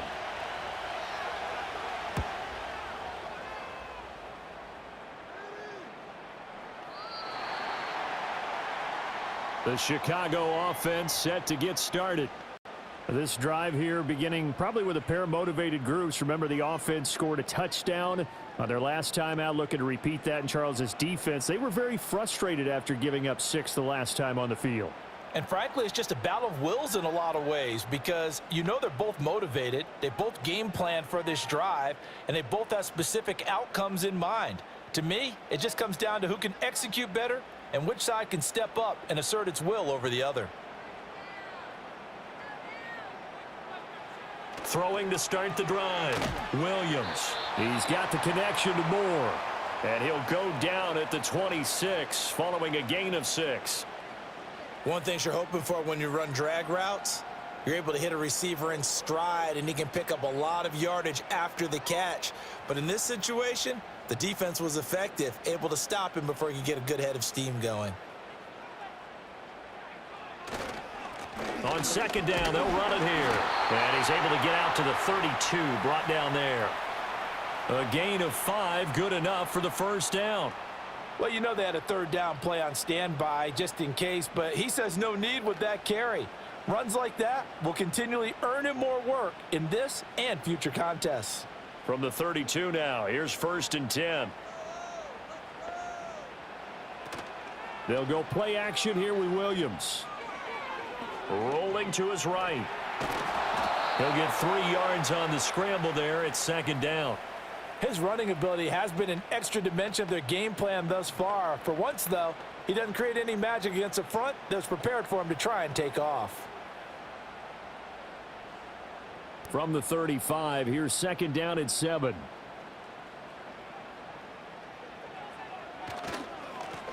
Now they'll run on the draw. And he'll get this up to about the 40. Call it a gain of 5 there on the run, but they'll remain a yard or 2 short here with 3rd down coming up. I don't care what the emphasis is in the NFL at any given time. Every defense is still going to say their #1 goal every game is stop the run. And right now, they're not doing that, and that really chips away at your confidence. And they'll give him another shot here on the ground. And he will have the Bears 1st down by about a yard as they're able to convert on 3rd and 2. I haven't met a football team yet that runs the ball successfully that doesn't talk about having an attitude to be a running football team, right? You got to be able to put your nose in there, smell where the 1st down sticks are, and get there.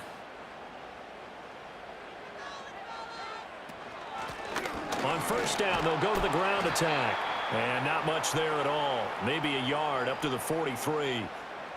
Oh, there's plenty of traffic waiting for him up the middle. But give him credit, he tried barreling through anyway. They're fortunate to get a yard out of that one. From the 43, here's 2nd and 9. To the air, Williams. He's going to find his running back. It's complete. And he's out of bounds just before the midfield stripe at the 49. And that's good for a gain of 6. And this will wind up being a 3rd and 3. Coming up here looking for 3 yards to pick up the 1st. To throw, it's Williams. And the Rams got him. They bring him down. Chris Rumph drops him for a 4-yard loss there, and that brings up 4th down. And they weren't in zone coverage. They were in man, and each man did his job. And that looked like vintage, old-school coverage, didn't it?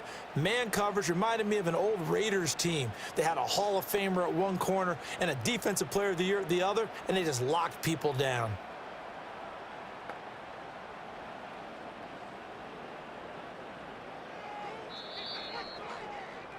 Before they can get the punt away, whistles as we've come to the end of the third quarter of action. This is the National Football League on EA Sports.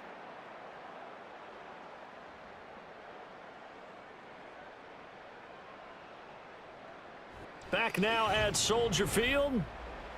It's Bears football, but they trail on the scoreboard as we get set to bring you the fourth quarter. So they're forced to punt on fourth as this one's away. And they'll play keep away from the returner as this one will be marked out of bounds at the 13-yard line. Pretty good spot. The visitors' offense and their quarterback ready to go once more. And this defense might be about ready to wave the white flag. Nothing they have tried to throw at him has been that successful. He just processes things so quickly and makes a right read seemingly every time. The Los Angeles offense set to begin their next drive. Their defense got the stop, forced the punt, and now you really start to monitor the clock as they nurse this slim lead. He'll get 8 on the scramble there. It'll be second and a couple. Well, he's proven real effective running the football. No one open, don't force it. Just get what you can, and that's what he's done very well in this game. Second and a couple.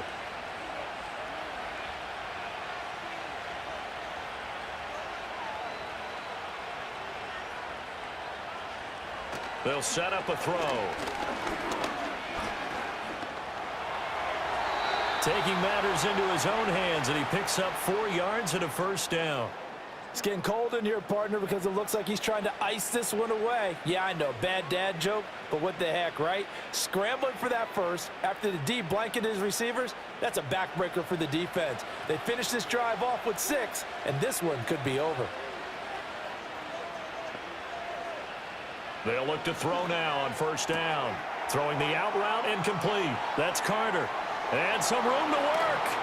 And he will finally be shoved out of bounds down at the 30-yard line. A big play there on the catch and run. 46 yards. Well, this game has certainly had no shortage of offense. Both teams have been revved up from the start. And here's yet another big play. Boy, both defenses have just got to be dragging out there because they've been run ragged throughout. I'll tell you, far from ideal conditions to play in, but neither offense has had much trouble. Plenty of points to go around. First and 10.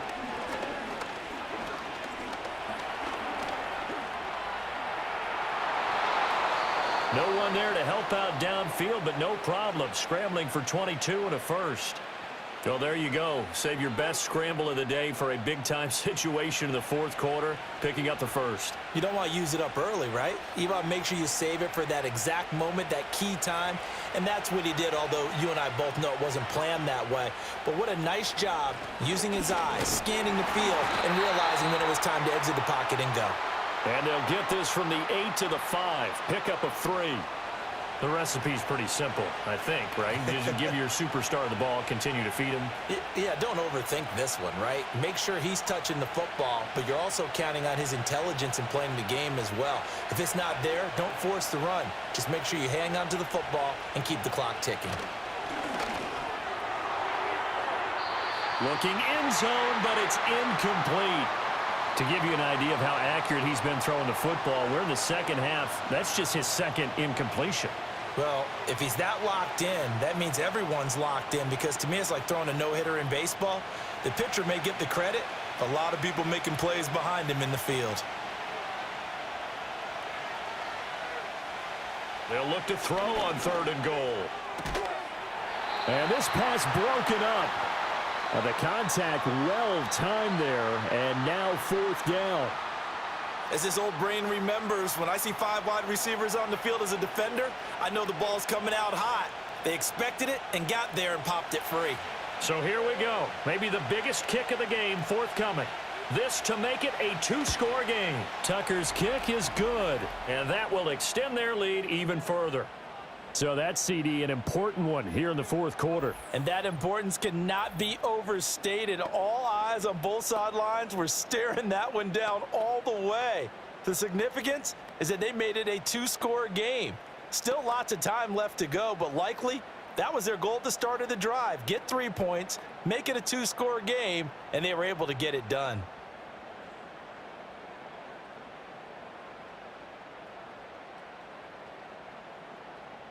Tucker now following the made field goal, set to kick it away.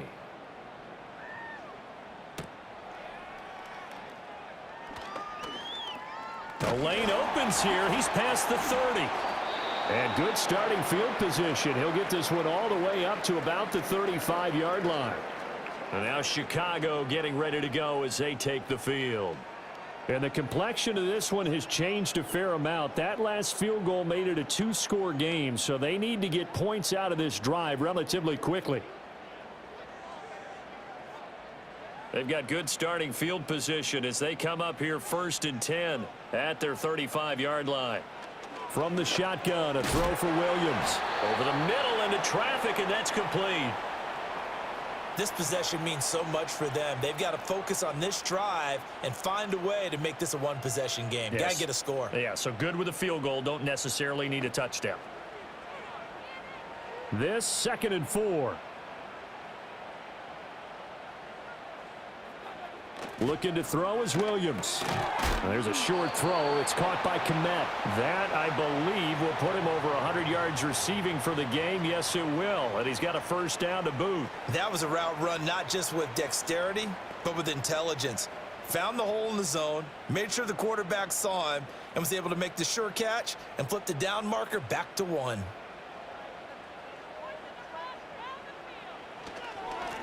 On first down, they'll go to the ground attack. And he'll be brought down at the 50 after a gain of about 5.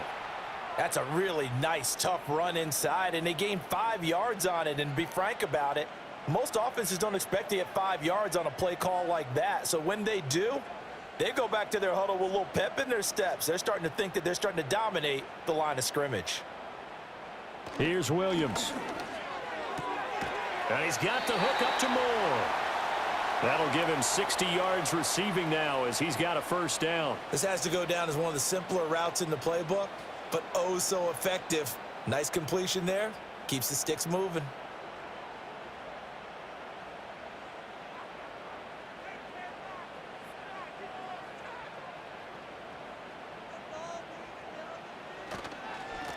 On first down, they'll go to the ground attack. And down to the 41. A big part of a middle linebacker's job is being able to take on blocks and then go make plays. But the best ones, they have those big guys in front of them playing defensive line that hold blockers off of them and allow them to flow sideline to sideline and make the big hits. From the 41, here's a 2nd and 7. Working out of the gun, Williams. He's going to get that to Swift underneath. And he gets it down to the 32. That one, a first down pickup of 8. But they certainly had success throughout this contest, getting him the ball in the passing game, and there he picks up another first down. Whatever they saw going into this one, they've been able to capitalize on it, and no adjustment has been made to take it away. On first down, they'll go to the ground attack. And he's going to take this one down to the 25. 74 yards rushing for him now in the ball game. That's a strong pickup right there on first down, and as this drive goes on, we're seeing an offensive line and running game imposing its will. 2nd down and 3.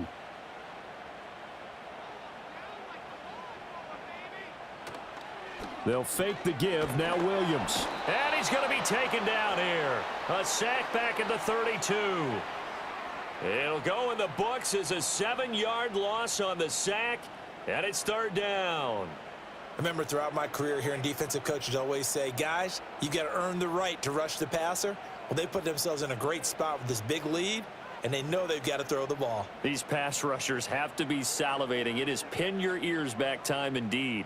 It's been a pretty long drive. This will be play number 9, and they need 10 yards out of it on 3rd. From the gun, here's Williams. He's got his target. That's complete. And this is going to be another first down as the tackle's going to be made at the Rams' 14. 18 yards on that one, and Chicago has the first. And in a two-score game, obviously, every play, every third down, like we saw there, magnified. Big pickup. It was a huge pickup. What they really want, though, is to not even get to third down. They've got to maximize time and conserve as much as possible. On first down, they'll go to the ground attack. And he'll be taken down at the 2-yard line. Another nice gain. That's now 30 yards between those last two plays. Interior of that line blocked really well on that run, but also the two tight ends, they blocked well too. Not only have they scouted the line of scrimmage, with their agility, they can get upfield and hit moving targets like linebackers, defensive backs. They do a really good job helping out the running game. Running game working. They'll stick with it on first down. And he is going to be stopped cold behind the line of scrimmage. That sends him 2 yards in the wrong direction and leads to second down. That's a really alert defense there because they saw the heavy look come in from the offense, countered it with extra linebackers who brought a little bit of speed and heft, and able to really make a big-time play for their defense. Throwing is Williams. Just nowhere to go with the football. He was forced to put that one into Lake Michigan. I think his receivers have to do a better job of working free because he didn't have anywhere to go at all on that play.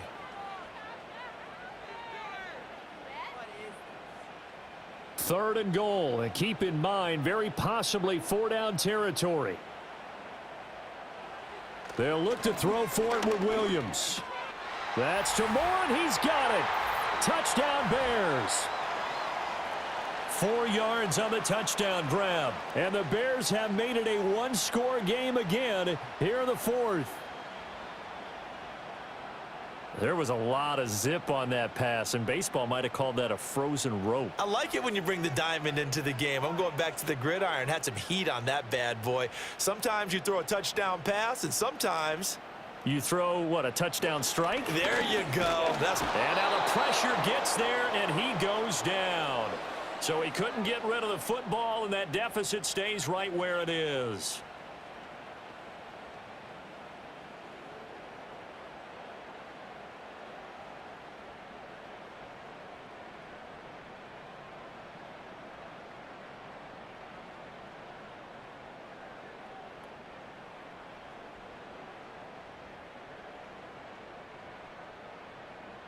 A 5-point game now as here comes the kickoff.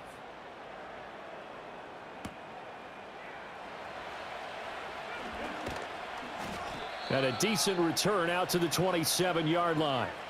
So now out comes this offense led by their quarterback as they take over once.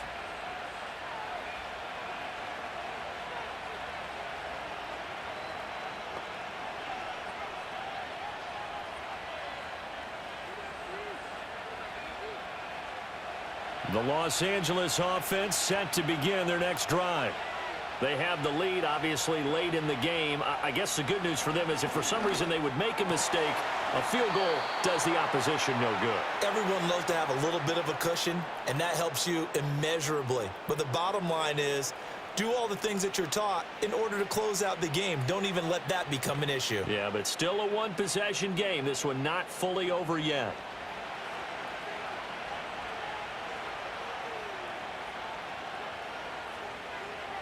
Back to throw now on first down.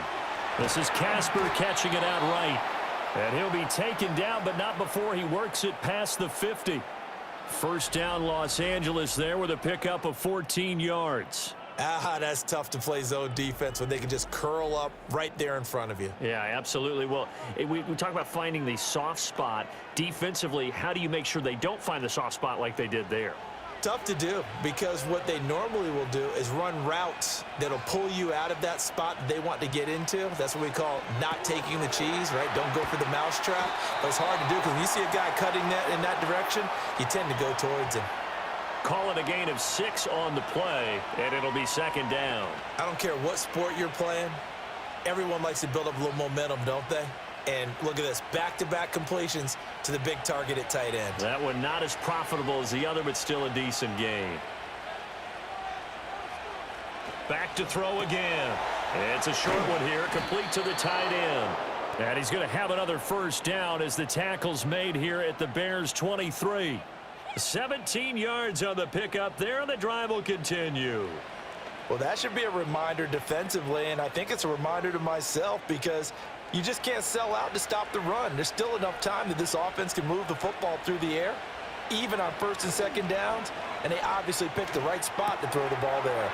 Gets this one to Hill, and he's going to take this one in for a Rams touchdown. Tyreek Hill, his second touchdown of the afternoon, and the Rams will add to their fourth quarter lead. They have to love seeing that from their young quarterback here in the fourth quarter, able to further that lead with a touchdown pass. He didn't go turtle, did he? And you know what I mean by that. I had an old coach used to say all the time, hey, when we have a lead late, don't just tuck in and try and ride it out. Go out and play and extend the lead. And that's what he did. Tucker now to add the point after.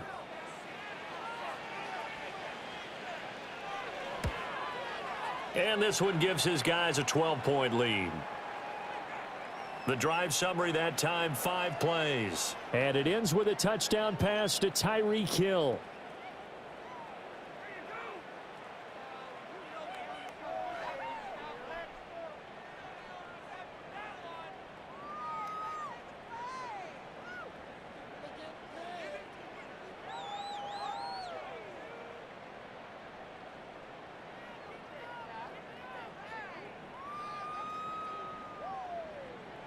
Tucker now to kick it away following the touchdown.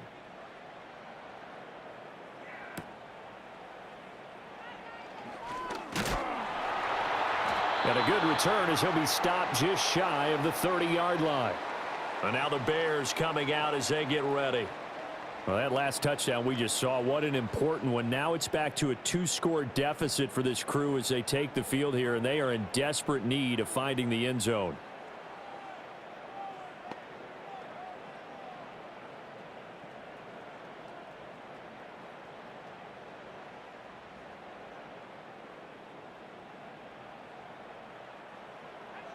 To throw, Williams.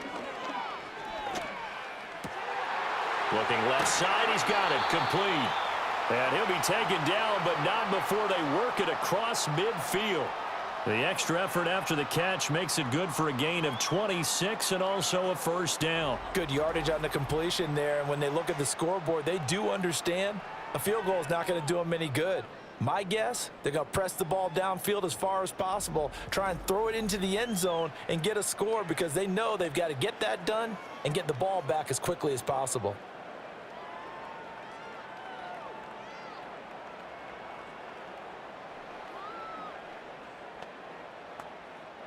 So from Rams territory now, it's 1st and 10 at the 46. Back to throw. Williams. And there's a short throw. It's caught by Kmet. This will be stopped about 2 yards shy of the marker. 8-yard gain, 2nd and 2. Now that's staying ahead of the chains. Really good pickup on first down, hitting the tight end there. Now it brings up a 2nd and manageable. Just found a hole in that zone. From the 38 now, here's 2nd and 2. One back in the backfield, he'll get the carry. And he'll go down here at the 35-yard line. They'll get 3 as the drive continues. It's a first down.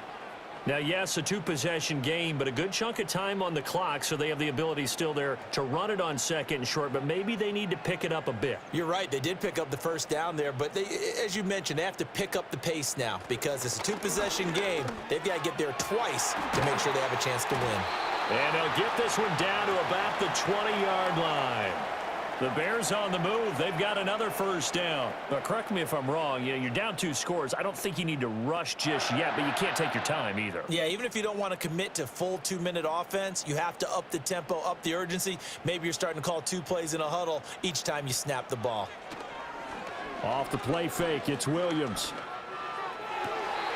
To the right side, and he's got more complete. And all the way to the 2-yard line there before crossing over out of bounds.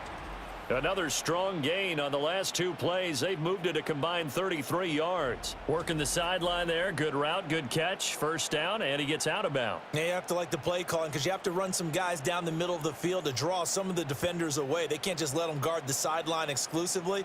That's how it's going to work. Sidelines and incompletions to use the clock. And they'll turn to the power game to try to get in. And he gets halfway there down to the 1-yard line. It's a gain of a yard, and it'll set up 2nd and goal. That's someone who's pretty happy right there. That's the defensive coordinator. Body after body getting to him before he can get started. 2nd and goal from the 1. Looking to throw. Williams. Open man. He finds Komet. Touchdown, Chicago. A 1-yard touchdown pass. And the Bears have got it back to within a score. So how about that for an answer? They get the touchdown there, and it's back to a 1-score game here in the 4th. And that's what these guys have done all game long because they've scratched and slashed their way to stay in this game. And by now, we should all realize they're not going away. Now the pressure again swings to their defense because they're going to need to find some way to get the ball back. Santos now to add the PAT.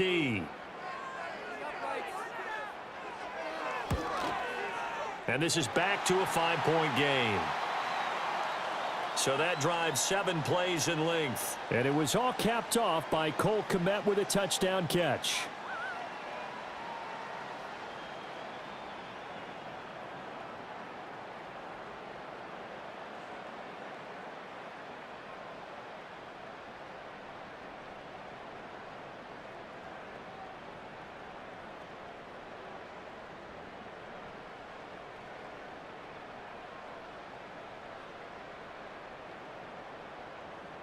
A 5-point game now as here comes the kickoff.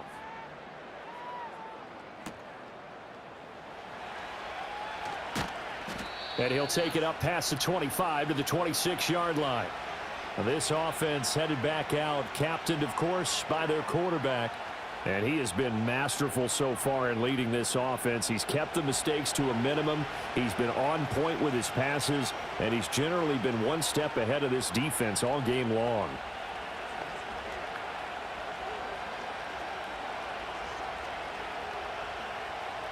Set to begin their next drive, the Rams offense at the line. Their lead back down to 1 score after the touchdown a moment ago. First down's a must on this drive as they start out here 1st and 10.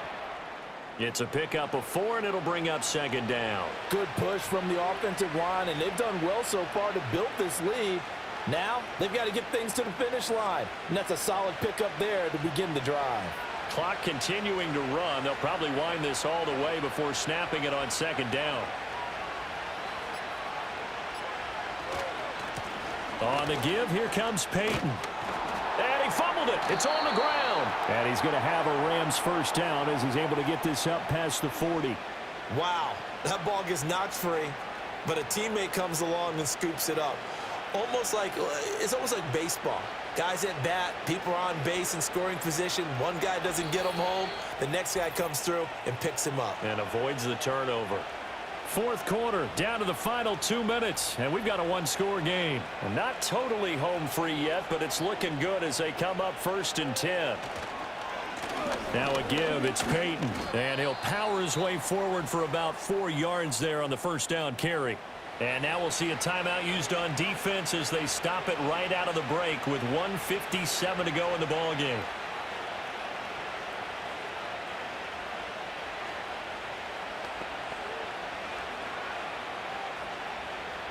Now a 2nd and 6. He's going to get it again. Just looking to get forward and protect the ball. And he is going to have a Rams first down, and that should be the one that finishes this game off.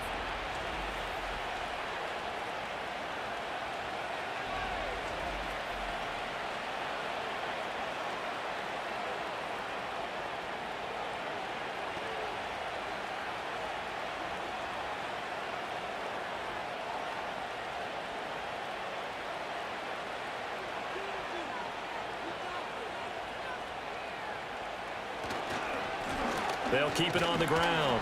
Peyton. And he's going to take this ahead for right around 3 yards, but no more than that. Second down.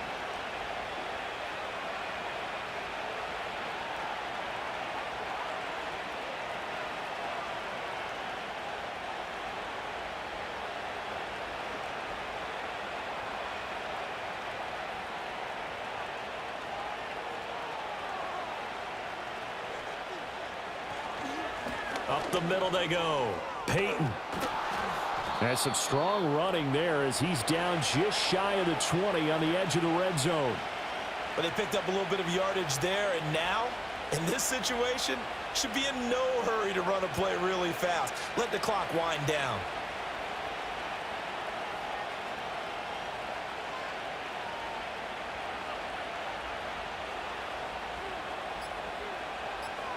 The Rams go victory formation as they take the knee.